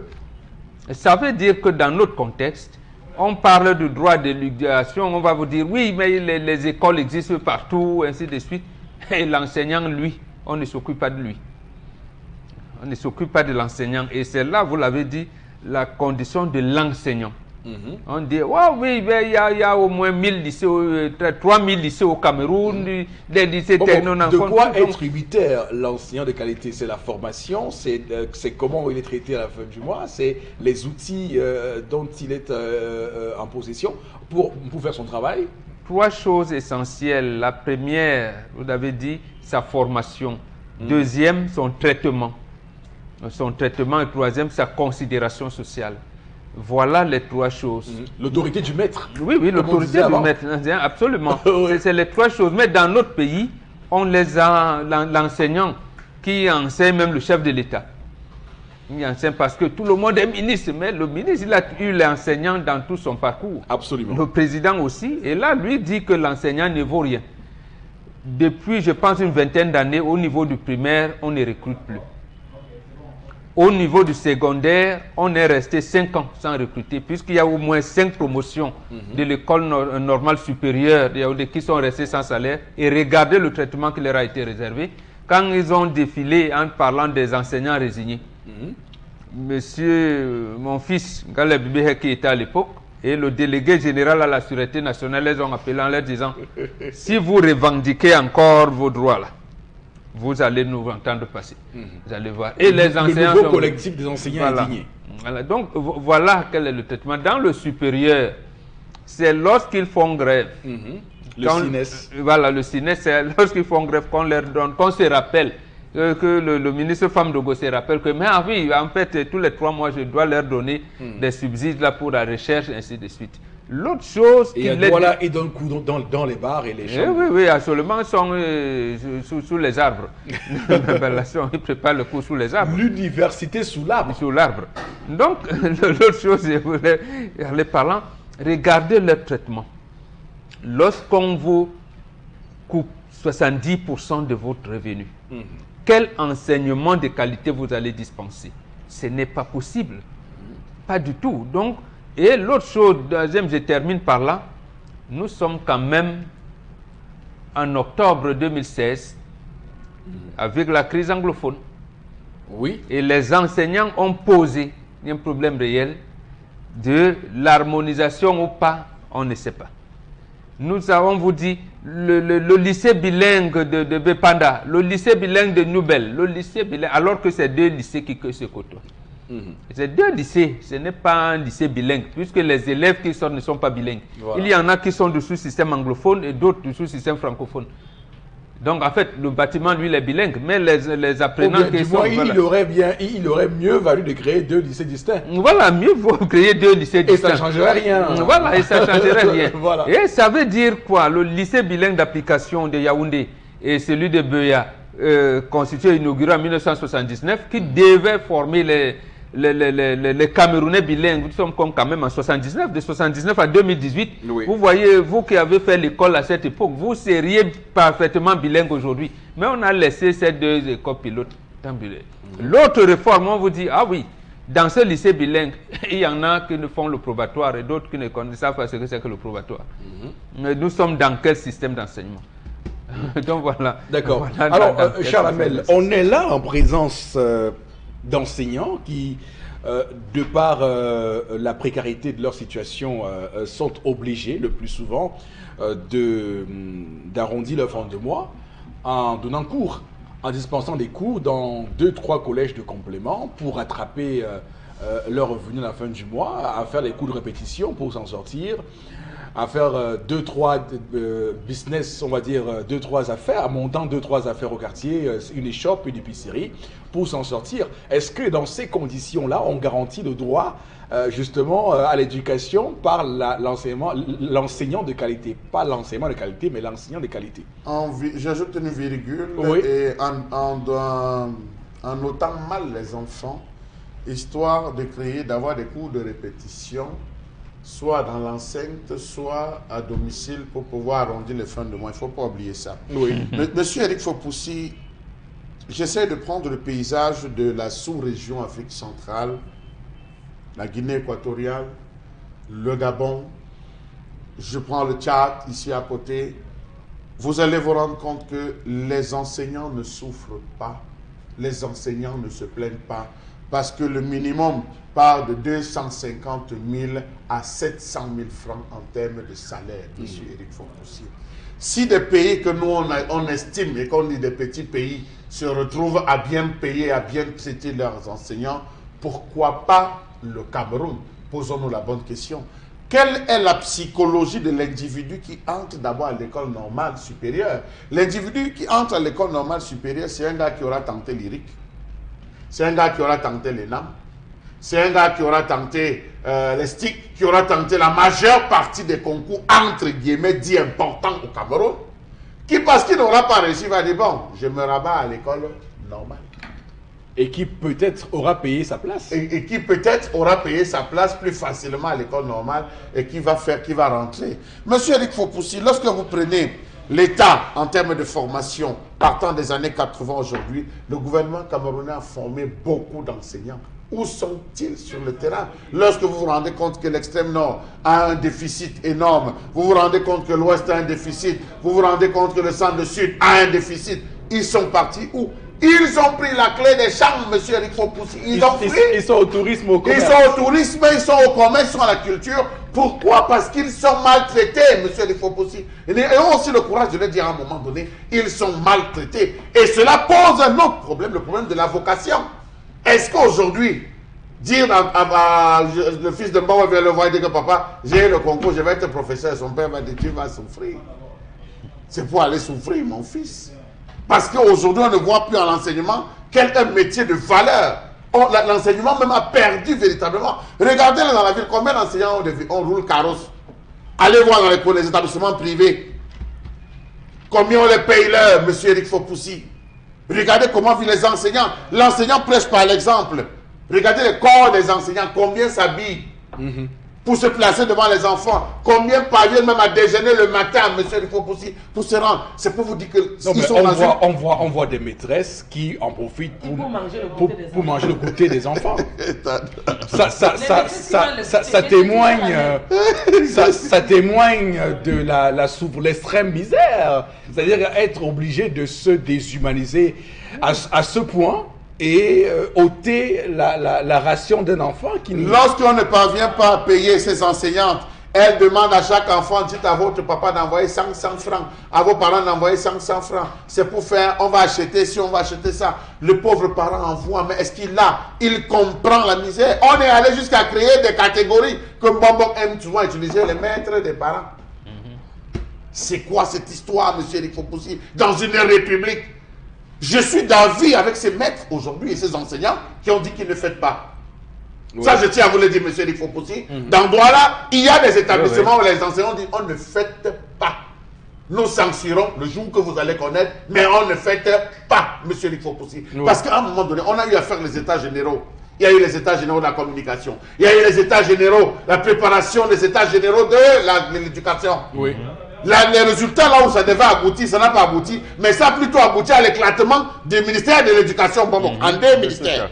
Voilà là où ont abouti les conclusions de l'état des états généraux de l'éducation, alors que les enseignants sont là pour le suivi d'un dossier, vous finissez l'école, le suivi. Et ils ont dit, quand les enseignants ont commencé à relever cela, ce que vous dites là, Charles Lamel, en 2016, le ministre les ministres en charge de l'enseignement ont dit on va organiser un forum national de l'éducation. Voilà. Ils ont changé. Donc c'est quand même inquiétant et on a rencontré le plus souvent d'ailleurs le président du SNICOM littoral d'ailleurs qu'on a plusieurs fois rencontré au Reagan, quand il nous raconte la souffrance, puisqu'il faut quand même expliquer que la profession d'enseignant est une profession qui fatigue.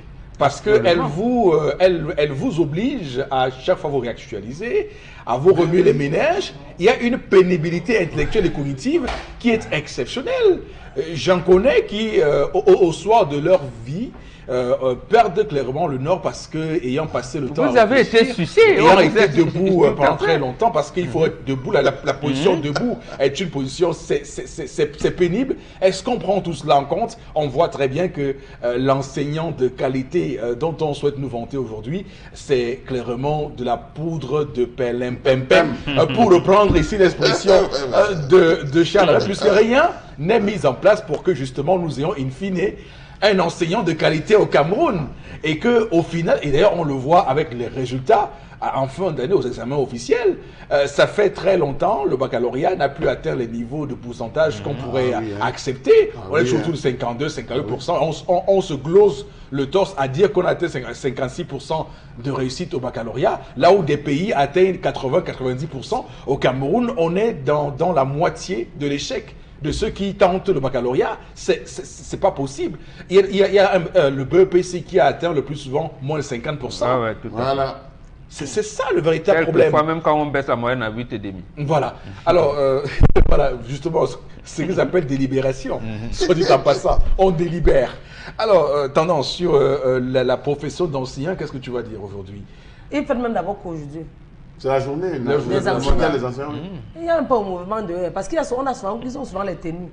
Cette année, on n'a pas cousu l'uniforme. Ça ne les intéresse pas. Ah, donc ils n'ont pas cousu l'uniforme. Vraiment, les enseignants, là, j'ai beaucoup de respect pour eux. Et il y a certaines maîtresses qui les regardent comme ça, j'ai pitié. Parce que pour tenir un enfant de la maternelle qui ne sait même pas encore bien parler, bonjour la catastrophe. Rien que pour dire papa et maman, ou écrit A, c'est le problème. Il faut prendre tout le temps. Et Bismarck dit qu'un enseignant ne doit pas souffrir dans ce monde. Quand c'est la fête des enseignants, c'est seulement au Cameroun, c'est dans tout le monde entier. Ah, dans tout le monde entier. Ah, ok. Et laisse-moi te dire que c'est les gens qu'on doit choyer, dorloter, leur cajoler. Et les salaires doivent passer à temps parce qu'ils doivent constamment prendre le nez non sucré.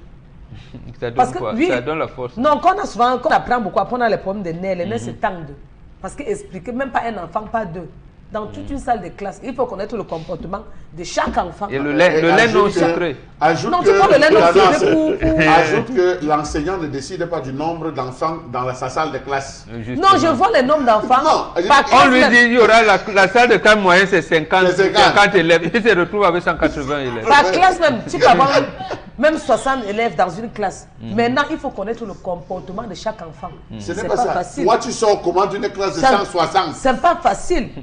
Et quand il dit qu'on doit bien le choyer, aujourd'hui tu as en face de toi des maîtresses qui viennent à l'école avec les enfants et les enfants n'ont pas le goûter, mais qui se permettent de racoler le goûter des autres. Quand l'enfant vient avec le saucisson, elle prend un peu de pour son enfant. Les maîtresses même qui t'appellent au téléphone pour dire que ouais, l'enfant ne fait pas le cours cette année, pardon. Dis à ta copine, je tiens en quoi à l'école? Je donne quoi à l'école tous les mardis jusqu'à vendredi. Maman, pardon, ne me lâche pas. Ne lâche pas ta soeur. Tout ça, c'est pour joindre les deux bouts. J'ai dit que tu négocies ça, que pardon. Même si la distance de la maison est longue comme on laisse. Dès que fille répéter l'enfant, le soir en rentrant, je vais l'amener.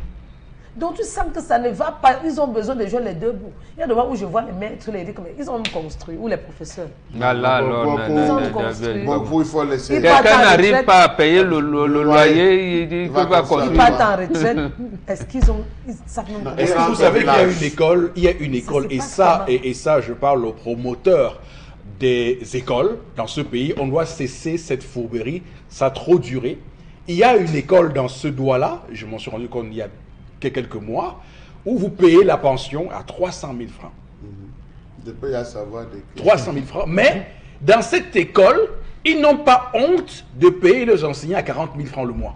Non, c'est même beaucoup. Non, mais c'est une. Non, mais je veux dire, mais c'est une hérésie totale. Comment l'État peut laisser de tels phénomènes prospérer Non, mais c'est pas possible. Non, voilà. Et vous avez comme ça des enseignants qui, parce que n'ayant pas la possibilité de vivre avec ce salaire-là, sont obligés de faire 2-3 autres boulots à côté. Et quand arrivent les premières séquences, deuxième séquence, ils ont des piles de copies qu'ils envoient soit aux petits frères de corriger. Vous comprenez que la notion d'évaluation des enfants n'est pas bonne. Oui, absolument. Comment un enseignant peut donner des copies à une personne bien vraie de qualité de corriger, faire qui vous a dit que l'école ne donne pas l'argent? Non, au promoteur. L'école donne l'argent aux promoteurs. Monsieur, il faut pousser, c'est des milliardaires. Je vous le dis, je pèse mes mots quand je vous dis, c'est des milliardaires, monsieur il faut pousser. Ils se cachent derrière les charges ceci, les charges cela. Ils perçoivent cet argent, c'est pour leur propre intérêt, non l'intérêt de l'enseignement, l'intérêt. Faites le tour de ces différentes écoles, vous n'allez jamais voir une bibliothèque, vous n'allez jamais voir les lieux. Je parle de Béama, les bibliothèques. Pourtant, dans ce qu'ils perçoivent, c'est soi-disant 300 000. Il est prévu que l'enfant va faire des sorties éducatives. Il est prévu que dedans, l'enfant va avoir des activités périscolaires. Il est prévu... Il y a tellement de choses prévues que sur le terrain, c'est absolument zéro. Même l'informatique qui est inscrite au programme n'est pas dispensée là. Autre chose, je vais même plus loin. Est-ce que vous savez quel est le programme? Attends, je te coupe mon père, pardon. C'est mon cas. On te dit qu'il y a des cours d'informatique à l'école, ou c'est dans l'anglais là qu'on parle. Oui, des cours d'informatique. Je paye. Mais à la maison qui montre l'ordinateur à l'enfant, me dit que c'est la télé. Finalement, il parle alors quoi, Eric? Ou c'est sûr que dans le sujet, où je suis, c'est égal. Non, dans le sujet. Ok, papa, continue. Mais c'est ça qui fait qu'ils ont beaucoup d'argent. Oui. Quand tu payes, l'enfant paye 300 000. Et puis, il y a l'autre phénomène, c'est que j'ai rencontré justement une enseignante qui expliquait que ça fait 4 mois, elle n'a pas de salaire. C'est-à-dire que et tous les jours, elle va enseigner. Heureusement que cette enseignante elle est mariée. Je n'imagine pas ce qu'elle aurait vécu, comment faire. Mais c'est quand même terrible. Même comment on peut autant paupériser? Oui, bon, je suppose. Même quand tu es marié, l'homme ne peut pas te donner tous les jours. L'homme va te dire que maman, si tu sors le matin, je veux savoir qu'à la fin du mois, en payant la lumière, tu payes l'eau. Lorsque vous inscrivez votre enfant, il est obligatoire de payer l'inscription avant la date de la rentrée. Vous devez inscrire l'enfant. Qui est dans le chiffre variant entre 10 000 à 20 000 dans certains établissements.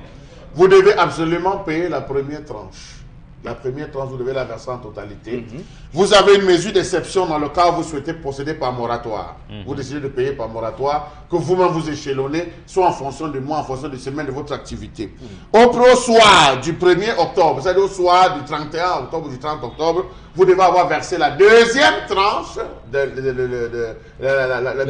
la pension. La pension. Oui. Au soir du 1er, c'est-à-dire entre la moitié du 1er janvier, vous devez avoir versé la dernière, auquel cas votre enfant n'aura pas accès à l'établissement scolaire. Donc vous êtes sûr que vous avez tous ces différents parents qui ont déjà perçu cet argent. Une seule classe. C'est-à-dire quelqu'un qui a perçu. Je prends un établissement bête, hein, monsieur Fopoussi, qui a 1500 élèves. Et sur 1500 élèves qui payent environ 500 000. Mettons le basique 500 000. Ça fait combien? Ça fait environ 15 millions, 500 000. Non, 15 millions. Non, 150 millions. On est à 150 millions. 150 millions. 150 millions, vous avez 10 au, très bêtement, hein, 10 au 20 enseignants à qui vous donnez 500 000. Ou peut-être même 500 000. Vous donnez à chacun de ces enseignants, oui, 500 000. Multiplié fois 15, ça fait combien que vous devez reverser? Si vous bloquez ce salaire dans une banque pour pouvoir reverser aux différents enseignants, c'est de la mauvaise volonté, tout simplement. Ils ne veulent pas. Vous avez un directeur d'établissement scolaire qui voit des parents défiler, venir verser 152 000, 162 000, 220 000 francs, monsieur Fopoussi, en guise d'inscription. Et on donne au directeur de l'école 80 000 de salaire. C'est ahurissant et on va dire beaucoup de courage aux enseignants qui nous regardent ce matin. Tenez bon le bon combat. Je pense à tous ces syndicalistes enseignants qui tous les jours nous rappellent encore, il y a tellement de cas qu'on nous envoie, comment dans les conditions désastreuses dans lesquelles ils mènent leur profession au quotidien. En tout cas, c'est vous qui êtes, comme on l'a dit, les oracles de cette nation, mais également les seigneurs de la craie. Vous saignez, on peut comprendre, mais de votre sang jaillira forcément la vérité pour la construction de ce pays. Madame, messieurs, on poursuit cette revue des réseaux sociaux. On parle maintenant de ce fait, de ce drame, de l'incident qui s'est passé hier à Bessengue. C'est vrai que la ville de Douala était hier en émoi avec ces flammes gigantesques et effrayantes qui ont pris d'assaut Bessengue. On parle de l'explosion d'un wagon de carburant, de super précisément, qui a donc créé cette situation. Les dégâts sont énormes. D'ailleurs, il y a eu une perte en vie humaine, ce qui là encore est clairement un véritable problème pour ce pays. On parle aussi, et là c'est encore plus grave, de habitations qui sont tout autour de ces endroits-là, parce que ce peuple-là, qui n'a pas où loger, est obligé d'aller s'agglutiner autour de ces zones qui sont donc classées à risque. Au final, on aboutit à ça, on aboutit à ce type de problème. Voilà, tout ce qu'on peut... L'enquête est ouverte, on attend encore de voir s'il y a une main criminelle ou pas, mais ça semble ne pas être le cas, puisqu'on parle donc de l'explosion d'un wagon et d'une citerne donc, de carburant. Alors, Charles Hamel, qu'est-ce que nous révèle Monsieur ce drame? Nous n'étions pas loin de l'explosion, entre guillemets, d'une soi-disant bouteille de gaz. À un mois, il y a quelques encablures de la SCDP que déjà nous exclamions ici au niveau du degré de sécurité qui existait en ces lieux et de la qualité même des agents de sécurité qui étaient censés assurer la maintenance au vu des nombreux militaires qu'on avait réquisitionnés pour la cause. Nous étions le 8 novembre 2017. Sur ces mêmes antennes, M. Eric Fopoussi, qu'on nous présentait, c'était je pense le reportage de Kedia, qu'on nous présentait ici toujours, M. Eric Fopoussi, des images du carburant qu'on retrouvait dans des rigoles avec des bensikinins qui étaient menés des éponges qui appellent. Tout à fait. Nous sommes pleins. Et Bombok avait posé la question des infiltrations de ces différents produits dans les zones de forage et tout et consort. Bombok avait soulevé la question des différents tuyaux, c'est notamment les gazoducs qui transportent le gaz et tout et consort, auquel il y avait une explosion, les différentes zones que cela devait toucher. Je crois qu'on débattait de ça ici. Monsieur Rifopoussi, nous sommes entre novembre 2017 et octobre, nous voici qui retombons dans les mêmes travers. C'est pas possible, on peut pas admettre ça dans une république. Bon, au Bengan, on est toujours surpris dans ce pays. Voilà. C'est un pays à réaction, c'est un pays qui ne prévoit rien, qui n'anticipe rien au final. Absolument. Absolument, et surtout, on avait dit, et je pense certains urbanistes aussi, avaient même demandé la délocalisation du marché Mbopi. Voilà. Parce qu'on ne sait jamais ce qui pourrait arriver demain. Imaginez la SCDP à côté avec tout ce qui se passe, que le marché Mbopi prenne feu avec tous ces tuyaux. D'ailleurs, il y a des commerces qui ont été voilà, absolument. Si on évalue ça en termes de nous vivons avec la catastrophe. Il existe une direction de la protection civile au ministère de l'administration territoriale, une direction des catastrophes. C'est le lieu de regarder, d'inspecter et de faire des propositions sur comment protéger les populations à risque. Parce que hier, lorsqu'on construisait la SCDP à cet endroit, il n'y avait pas autant d'habitations, de maisons d'habitation autour. Donc, qu'est-ce qu'il faut faire aujourd'hui où on ne pense pas à cette allons tout simplement par un schéma aussi simple. Allons par un schéma. Lorsque vous voyez la SCDP touche le camp Mbopi. Oui. Le camp Mbopi, le camp de la gendarmerie de Mbopi. La SCDP touche toute la zone derrière IPD. Toute la zone IPD. La SCDP touche toute la zone au niveau du carrefour Agip. La SCDP touche l'ancien toute la zone de... comment on appelle ça? Non, je ne vais pas jusqu'à 3 mois, tendance. Juste derrière le camp Mbopi, là où les agents se chargent. Regardez, calculons en termes de superficie. Calculons en termes de superficie. S'il viendrait avoir une explosion, je crois que ce serait une catastrophe terrible, une hécatombe terrible dans un pays, dans une ville comme celle de Douala. Nous avons décrié. Hier, on a vu les pompiers. Les pompiers étaient dépassés. Oui, le gouverneur est obligé d'appeler ceux de l'aéroport à renfort. Je vais plus loin, monsieur Eric Fokoussi. Surtout qu'on parle de l'explosion d'une conduite de gaz. Monsieur Eric Fokoussi, je vais plus loin. Oui. Souffrez que ça aille plus loin. Allez-y. Est-ce que vous savez que les bouches d'incendie qu'on a touchées, il n'y avait pas d'eau? Il n'y avait pas d'eau, oui, effectivement. Encore ce problème. Non, j'ai dit, il n'y avait pas d'eau dans les bouches d'incendie qu'on avait, il n'y avait pas d'eau. Il n'y avait pas d'eau. On était obligé d'appeler ceux de l'aéroport. Vous voyez jusqu'où on n'est pas en mesure de contenir. Et pour le gaz, qui vous a dit qu'une explosion de gaz avait de l'eau qu'on devrait contenir les flammes? Aujourd'hui, le monde a tellement évolué, il y a des genres de mousse. Il y a des styles de mousse qu'on utilise pour pouvoir contenir le gaz. Absolument. Alors, il est temps que soit on s'arrime, on donne les moyens nécessaires aux sapeurs-pompiers d'avoir les éléments utiles pour pouvoir maîtriser, soit on crée des corps intermédiaires. S'il y a le feu à Yabassi, il faut qu'on parle de Douala pour aller tel le feu à Yabassi. S'il y a le feu en Consable, il faut qu'on parle de Douala pour aller tel le feu en Consable. Arrêtons un peu ça, monsieur le Fokoussi. Arrêtons un peu ça en 36 ans. Ok.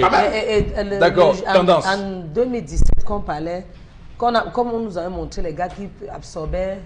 On avait des ponches. On avait des ponches pour mettre dans les bouteilles. Non, pour charger dans les réservoirs. Mettre dans les réservoirs pour aller vendre ou encore pour consommer, mettre dans leur moto. On avait aussi parlé de l'affaire de Sam et Foula. On avait fait allusion à ça. Vous voyez que pour un petit truc, les Camerounais peuvent mourir. Hier, rien que l'incendie là m'a traumatisé. Et ce qui me choque encore, c'est qu'il y a eu mort d'homme. Vraiment. Comme là, on ne revient plus. À cause d'une négligence comme ça, tous les Camerounais peuvent mourir. Imagine un peu, Eric. Que peut-être si les sapeurs là n'arrivaient pas à temps ou encore les sapeurs de l'aéroport, c'est qu'on ne parle plus de ça. J'ai les amis qui vivent de ce côté. Qu'on m'appelait, mais tu dis parce que tu n'étais pas là-bas, Eric, tu vois qu'à la des domiciles ont été incendiés. J'étais sur les lieux. Les domiciles ont été incendiés, près de 15 domiciles. Je dirais que j'ai vu, pas qu'on m'a dit. Oui, 15 familles qui ont dormi à la Belle Étoile. Oui, bon, voilà, c'est ça le Cameroun, on est clairement dans une situation très compliquée. Alors, madame, messieurs, terminons cette revue des réseaux sociaux avec le Premier ministre Philémon Yiran qui a demandé, lui, qu'on puisse délocaliser, qu'il puisse voter à Upstation et pas dans son village à Oku, ce qui montre bien que la situation est bien plus compliquée qu'on semble nous le faire croire dans ce pays, alors que Elecam, dans le même temps, demande aux partis politiques de transporter leurs militants déplacés internes vers les centres de vote. Par ailleurs, bureau de vote devenu centre de vote, ce qui est en soi un autre problème. Bengan, comment vous lisez cet acte du Premier ministre Philémon Yiran? Ça pose le problème sur trois prismes. D'abord, lui qui est le Premier ministre, il ne nous a pas dit si le chef de l'État qui a nommé les autorités administratives dernièrement, il les a installées. Il ne nous a pas dit, premièrement, c'est-à-dire que lui, il fuit les zones dangereuses. Et on demande aux populations qui n'ont pas la même garde rapprochée d'y rester. C'est-à-dire, c'est cela. Et on va donc nous dire quoi aujourd'hui? Que là, l'État ne s'est pas couché, l'État s'est relevé. Je n'en sais rien. Mais voudrait-il qu'on doit approcher l'administration des administrés? Lui, il fuit les administrés, il va ailleurs. Deuxième chose que ça pose, je soupçonne Elecam. Et je l'avais dit ici, on le dit chaque fois, Elecam ne serait-elle pas dans une dynamique de trucage des élections? Vous vous interrogez? Oui, je m'interroge parce que au niveau, on monte, on descend. Est-ce qu'il y aura des bureaux de vote dans les casernes militaires? Il n'y a pas de décision clairement définie là-dessus. Maintenant, Elecam demande aux partis politiques de transporter leurs militants pour aller voter, là où le Premier ministre, lui, ne veut pas voter. Donc, délocaliser, oui, il peut avoir délocalisé. Et en rassurant d'ailleurs que la sécurité sera garantie. Là, voilà. Et que les forces de maintien de l'ordre vont accompagner les bénéficiaires. Donc, les partis politiques ont quelle sécurité pour porter les militants? De deux, il y a des Camerounais qui ne sont militants d'aucun parti politique. Et ils font comment? Qui va les prendre en charge? Qui n'ont pas de carte dans aucun parti. Ils n'ont pas de carte, ils sont simples citoyens, ils sont inscrits. Ils ont fait commande. Bon, et eux sont les plus nombreux. Voilà, ils sont les plus nombreux. Il faut le dire. Ils sont les plus nombreux. Ça veut dire que, là où je soupçonne Elecam, c'est qu'on va trafiquer les procès-verbaux, on viendra les présenter. On viendra les présenter. Et comment Elecam, qui a les moyens, Et c'est le ministère de la Défense et l'administration territoriale qui l'aide. Il fallait que Elecam dise que dans telle localité, nous ne pouvons pas, par rapport à ci ou à ça, nous ne pouvons pas, parce que la sécurité n'est pas assurée. Mais que de dire que nous allons nous déployer, et ça veut dire qu'il devrait avoir trucage quelque part. Et je soupçonne cela, de trucage en fait. Et un troisième élément, vous avez dit. Le troisième élément, justement, c'est le déploiement total. On fait comment avec ceux qui sont déplacés au Nigeria et tout ça. On a parlé de 165 000. On avoisine jamais les 200 Donc, 000. quelle assurance donner? Parce que qu'on les laisse entre les mains de Haut Commissariat des Nations Unies aux réfugiés. Ok. Donc, en tout cas, on aura l'occasion de scruter d'ici à lundi, si les chiffres sont déjà disponibles, le taux de participation dans ces deux régions, nord-ouest et sud-ouest. C'est sur cette base qu'on verra si ce taux de participation est plausible, est possible. Parce que si on nous dit que là-bas, il y a 80% de participation aux élections et que l'abstention n'a pas été à un certain niveau, nous serions fondés maintenant à avoir des doutes sur ce processus. Alors, Charles Hamel, avec cet acte de Philémon Yang. Monsieur Eric Fopoussi, nous sommes dans un pays où les gens ne se rassasient que des discours et jamais d'actes posés sur le terrain. Je le dis et je pèse encore mes mots. J'ai été surpris de voir nos amis d'en face, le Tam-Tam national, aller en Afrique du Sud, faire toute une émission sur la qualité de bureau de vote, les urnes, tout ça, les bulletins, nous entraîner au Canada, démontrer, nous entraîner en Nigeria, montrer comme la fiabilité, comment tout va être fait. Mais rien n'est fait pour nous démontrer comment est-ce que ce processus va se déployer dans les deux zones, c'est-à-dire la zone du nord-ouest et la zone du sud-ouest. Quelle est à proprement parler aujourd'hui de manière peut-être estimative les populations qui restent dans les zones? Quelles sont les zones qui sont complètement sécurisées, qui sont sous, on va le dire comme ça, le contrôle? Quelles sont les zones dont on va dire dont les couleurs, la couleur peut être orange, la zone peut être orange? Quelles sont les zones au rouge? On devrait procéder à cela en disant, dans telle zone, c'est vraiment zone rouge, nous mettons un point, on met là une croix, telle zone est orange, partiellement on peut essayer de penser, on peut créer une zone tampon dans cette zone orange, mais les zones sous contrôle, c'est-à-dire X, on peut gérer, rien n'est fait. On maintient un flou total. Quand le Premier ministre fait une sortie en disant, je ne peux pas voter chez moi, permettez-moi d'aller voter ailleurs. Monsieur Eric Fopoussi, là où c'est plus sûr. Hein, c'est le plus sûr. Là où c'est plus sûr. Nous sommes en lieu de nous inquiéter désormais. Parce que si ça vient de lui, vous savez que si ça vient des membres du gouvernement, vous savez que le gouvernement ne réagisse que lorsque la situation, ça veut dire que c'est grave. Que vont dire ceux du sud-ouest? Que vont dire ceux du Goketundia? Que vont dire ceux de la Momo? Que vont dire ceux de la Mesam? Que vont dire? Qu'est-ce qu'ils vont dire? Il faut se poser toutes ces questions. Donc, disons donc concrètement qu'on met toutes ces zones rouges. D'accord, très bien. Et qu'on interdit les élections là-bas et qu'on suspend les élections. Qu'on suspend les élections dans cette zone. Dans cette zone. Parce que là, à ce niveau, on va se retrouver avec à la fin des contentieux.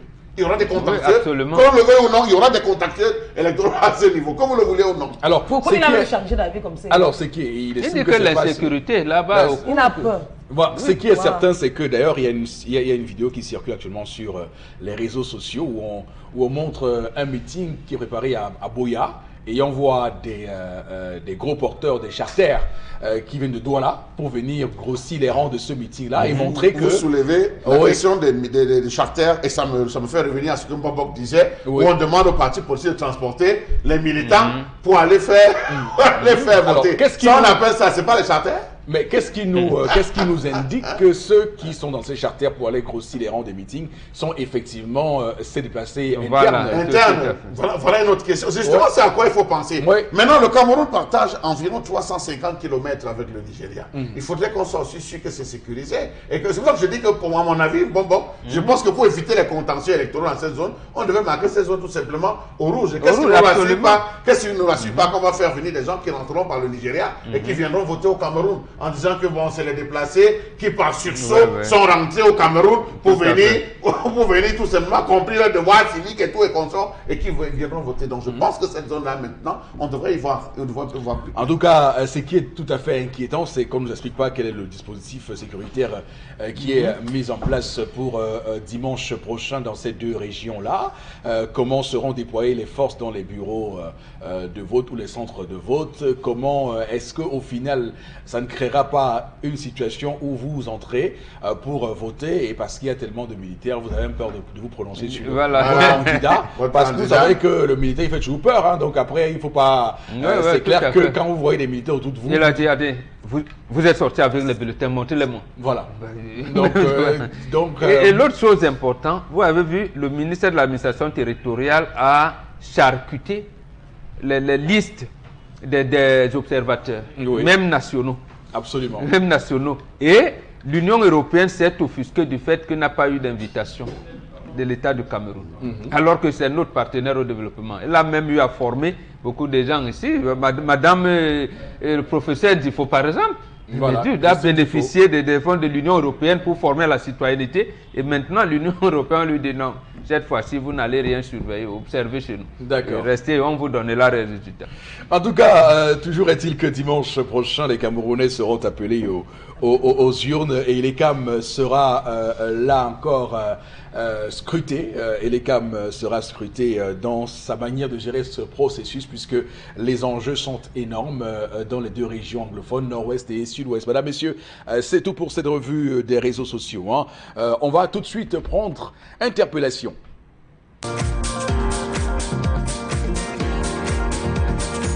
C'est de renforcer la formation en entrepreneuriat. Je parle de renforcer parce qu'il y a des initiatives individuelles, sporadiques qui se prennent de part et d'autre. Moi-même, je suis une formatrice des jeunes en entrepreneuriat, j'encadre des startups.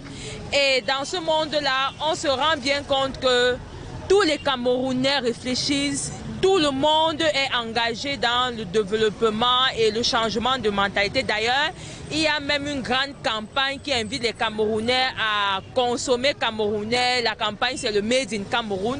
Et je crois que face à ce vent d'initiative-là, ça sous-entend que tous les Camerounais, autant que nous sommes, vous et moi, nous sommes désormais engagés à nous recentrer sur ce qui vient de nous, sur ce que nous créons, sur ce que nous consommons. Et je pense que l'idée nouvelle ici serait de revoir notre éducation et de nous doter de capacités nécessaires pour entreprendre et développer économiquement, socialement, spirituellement, du moins développer dans tous les sens notre pays. Interpellation de ce matin, madame, monsieur, qui nous permet de parler de l'entrepreneuriat. C'est vrai que désormais, c'est le mot que tout le monde a à la bouche, Moro Bengane. Oui. D'accord. C'est ça, je vous le dis. C'est précisément parce que le Camerounais a été mature, prématuré, que ça a sauvé. Parce que le Camerounais s'est vite rendu compte qu'il n'avait pas de président de la République. Le président n'était pas là, n'est jamais là. Le bras armé de l'État, qui est le gouvernement, vous abandonne. Vous avez entendu ça, la chronique de Charles Hamel nous dit tout à l'heure. Oui, sur la SIC. Voilà, on tue la SIC. Et on vous dit logements sociaux, les gens. Et vous voyez les Camerounais entreprenant partout. C'est précisément parce qu'ils ont développé l'initiative privée. Et grâce à l'encadrement de l'État, on s'est versé dans les formels. Voilà, là, une jeune femme, et elle me plaît parce qu'elle est jeune et c'est une femme. Elle appelle ses compatriotes à s'engager dans l'entrepreneuriat. Elle vous dit, les start-up, je forme, j'essaie ceci, voilà. Et elle essaye même de ne pas condamner le système éducatif. Voilà. Et c'est, j'allais dire, cette vision positive que les Camerounais ont. Et après, on va vous dire, oui, l'État a fait que l'État. Mais justement, parce que le Camerounais a commencé, a vécu un peu comme un orphelin, de père et de mère. Et il s'est pris en charge et ça a sauvé le Cameroun. D'accord. Alors, Charles Hamel, Bien, monsieur. sur l'entrepreneuriat, monsieur. est-ce qu'on n'est pas en train de surexploiter ce terme, entrepreneuriat?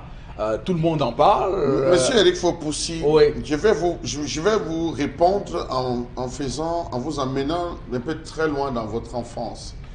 Nous appartenons, ou moi j'appartiens à cette génération où tout jeune, on a essayé de créer. Nous, on a commencé par faire les traîneaux. Oui, on fabriquait les traîneaux. Et les traîneaux, quand on allait chercher le bois de maman, on roulait avec les traîneaux lorsqu'il fallait descendre les collines et on souffrait quand il fallait monter.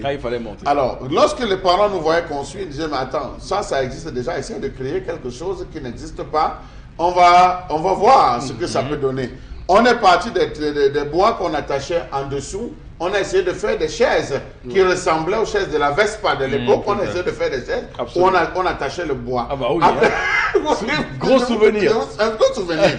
Après ça, les parents ont dit, mais non, ça c'est déjà qu'on essaie de réfléchir. Nous avons commencé à créer des voitures en bambou. Après les voitures en bambou, on s'est dit, mais attends, tu construis une voiture qui ne marche pas. On est allé fouiller loin, on a pris des piles qu'on a adaptées avec des cordes qui faisaient rouler les voitures et qui allumaient des ampoules sur les voitures. Alors on a dit, bon, ok, à partir de là, on essayait de voir où est-ce que l'enfant était. L'enfant, on l'oriente maintenant en technique.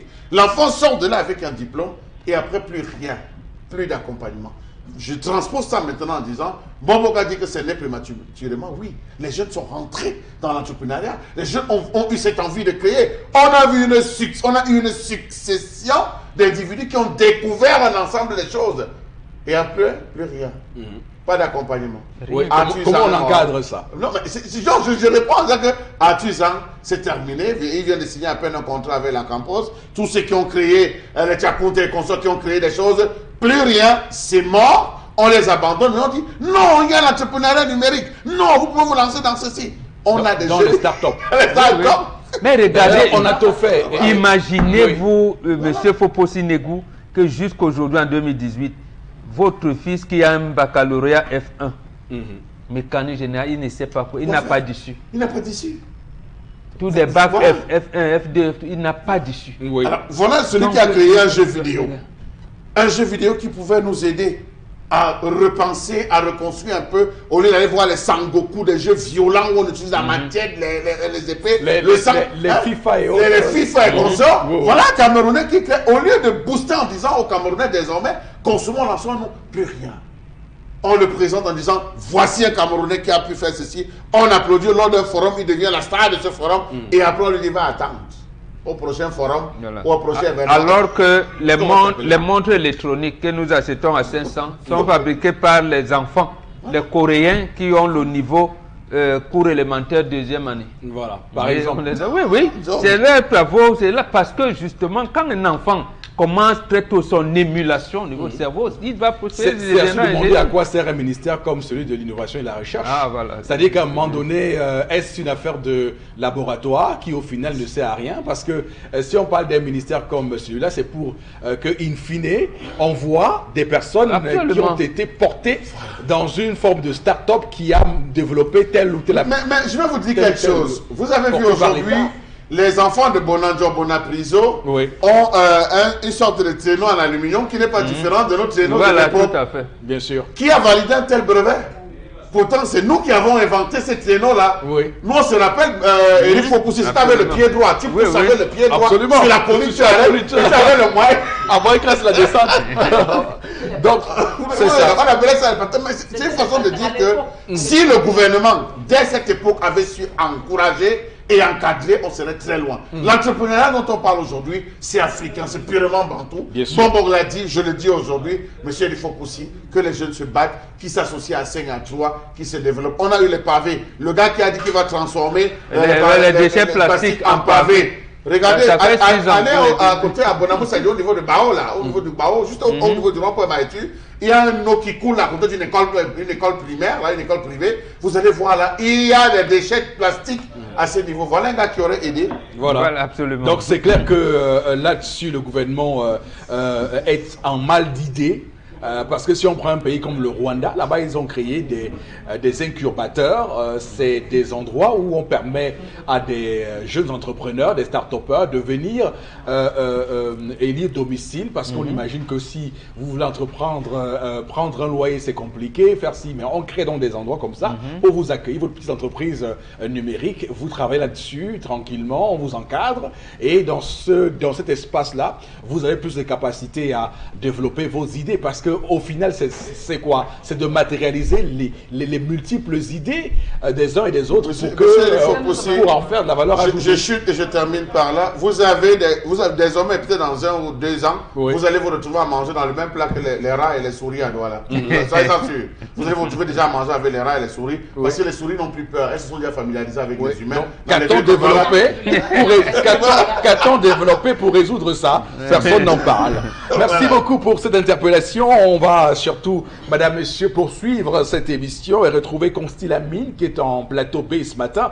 Bonjour et bienvenue, mon très cher Consti. Oui, bonjour Eric, bonjour à toute l'équipe de l'émission Le Zénith et surtout bonjour et merci à ces nombreux téléspectateurs qui étaient encore très nombreux hier suite à notre communication du côté du magasin 1001 tapis.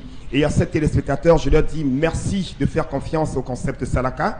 Et un merci va particulièrement à un monsieur résident du côté de Kansamba qui a commandé une dizaine d'ordinateurs de bureau et quelques laptops. C'est donc l'occasion ici pour moi de dire merci au principal du collège Saint-Jean d'Arc, Sainte-Monique du côté de Kansamba, monsieur Ndachwa Chokukam Bernard, principal de ce côté-là. Merci de faire confiance au concept Salaka.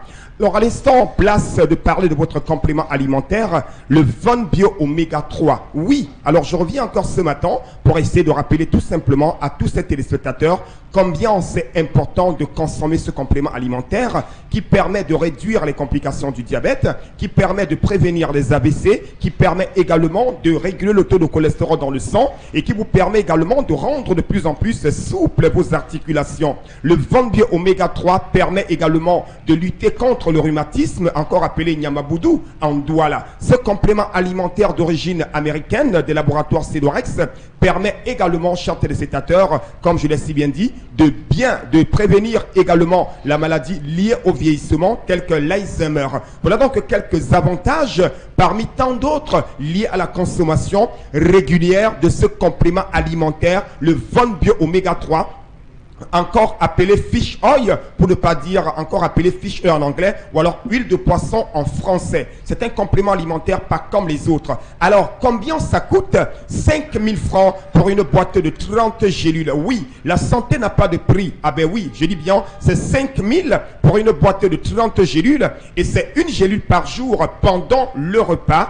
Et c'est un complément alimentaire qui n'empêche pas la prise des autres médicaments parce que lui, il est un complément alimentaire et on peut le consommer, c'est-à-dire à tout moment, il est sans effet secondaire dans l'organisme. Et où l'avoir? C'est bien entendu du côté du magasin 1001 tapis. Le magasin 1001 tapis est situé en plein cœur de Douala, à l'entrée de la rue Mermoz, c'est à Aqua. Ceux qui nous regardent du côté, bien sûr, d'un Kansamba, comme monsieur Chokokam Bernard, peuvent tout simplement appeler au numéro de téléphone et passer leur commande. Et vous serez livré grâce à nos différents partenaires. Vous êtes hors du Cameroun, mais pour nos clients du Gabon, du Bénin, du Tchad et même de la France, c'est simple comme bonjour, appelez nos numéros de téléphone et passez votre commande. Vous serez livré directement en moins de 72 heures. Alors revenons tout de suite à la vente, toujours avec un autre, c'est-à-dire avec un autre élément de santé. Cette fois-ci pour parler de la lotion réservée pour les diabétiques. Oui, votre peau elle est délicate, elle est fragile, elle est sensible.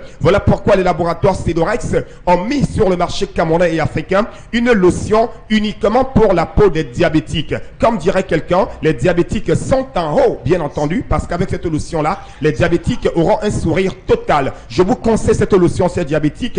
Vous l'avez à 6000 francs. Je dis bien 6000 francs, toujours du côté du magasin 1001 tapis. N'hésitez surtout pas, nous sommes à Aqua, en face du Palais d'Ika. Faites confiance au concept Salaka, passez vos commandes parce que jusqu'à aujourd'hui, nous sommes très contents parce que tous nos clients nous font confiance, que ce soit les clients qui commandent les poêles, qui commandent les ordinateurs et même les clients qui commandent l'Oméga 3, tous ces clients sont très contents. Alors n'hésitez surtout pas, les numéros de téléphone s'affichent au bas de l'écran, ne perdez surtout pas le temps, n'attendez pas la fin du stock dès à présent. commandez votre Vonbio Oméga 3 au prix de 5 000 francs. C'est une gélule par jour pendant le repas. Ça réduit les complications du diabète, je vous le rappelle. Ça prévient les AVC, ça permet d'assouplir les articulations, ça combat le rhumatisme, ça permet également de prévenir les maladies liées au vieillissement. Ça ne coûte que la somme de 5 000 francs. Et n'oubliez pas votre lotion, la lotion des diabétiques,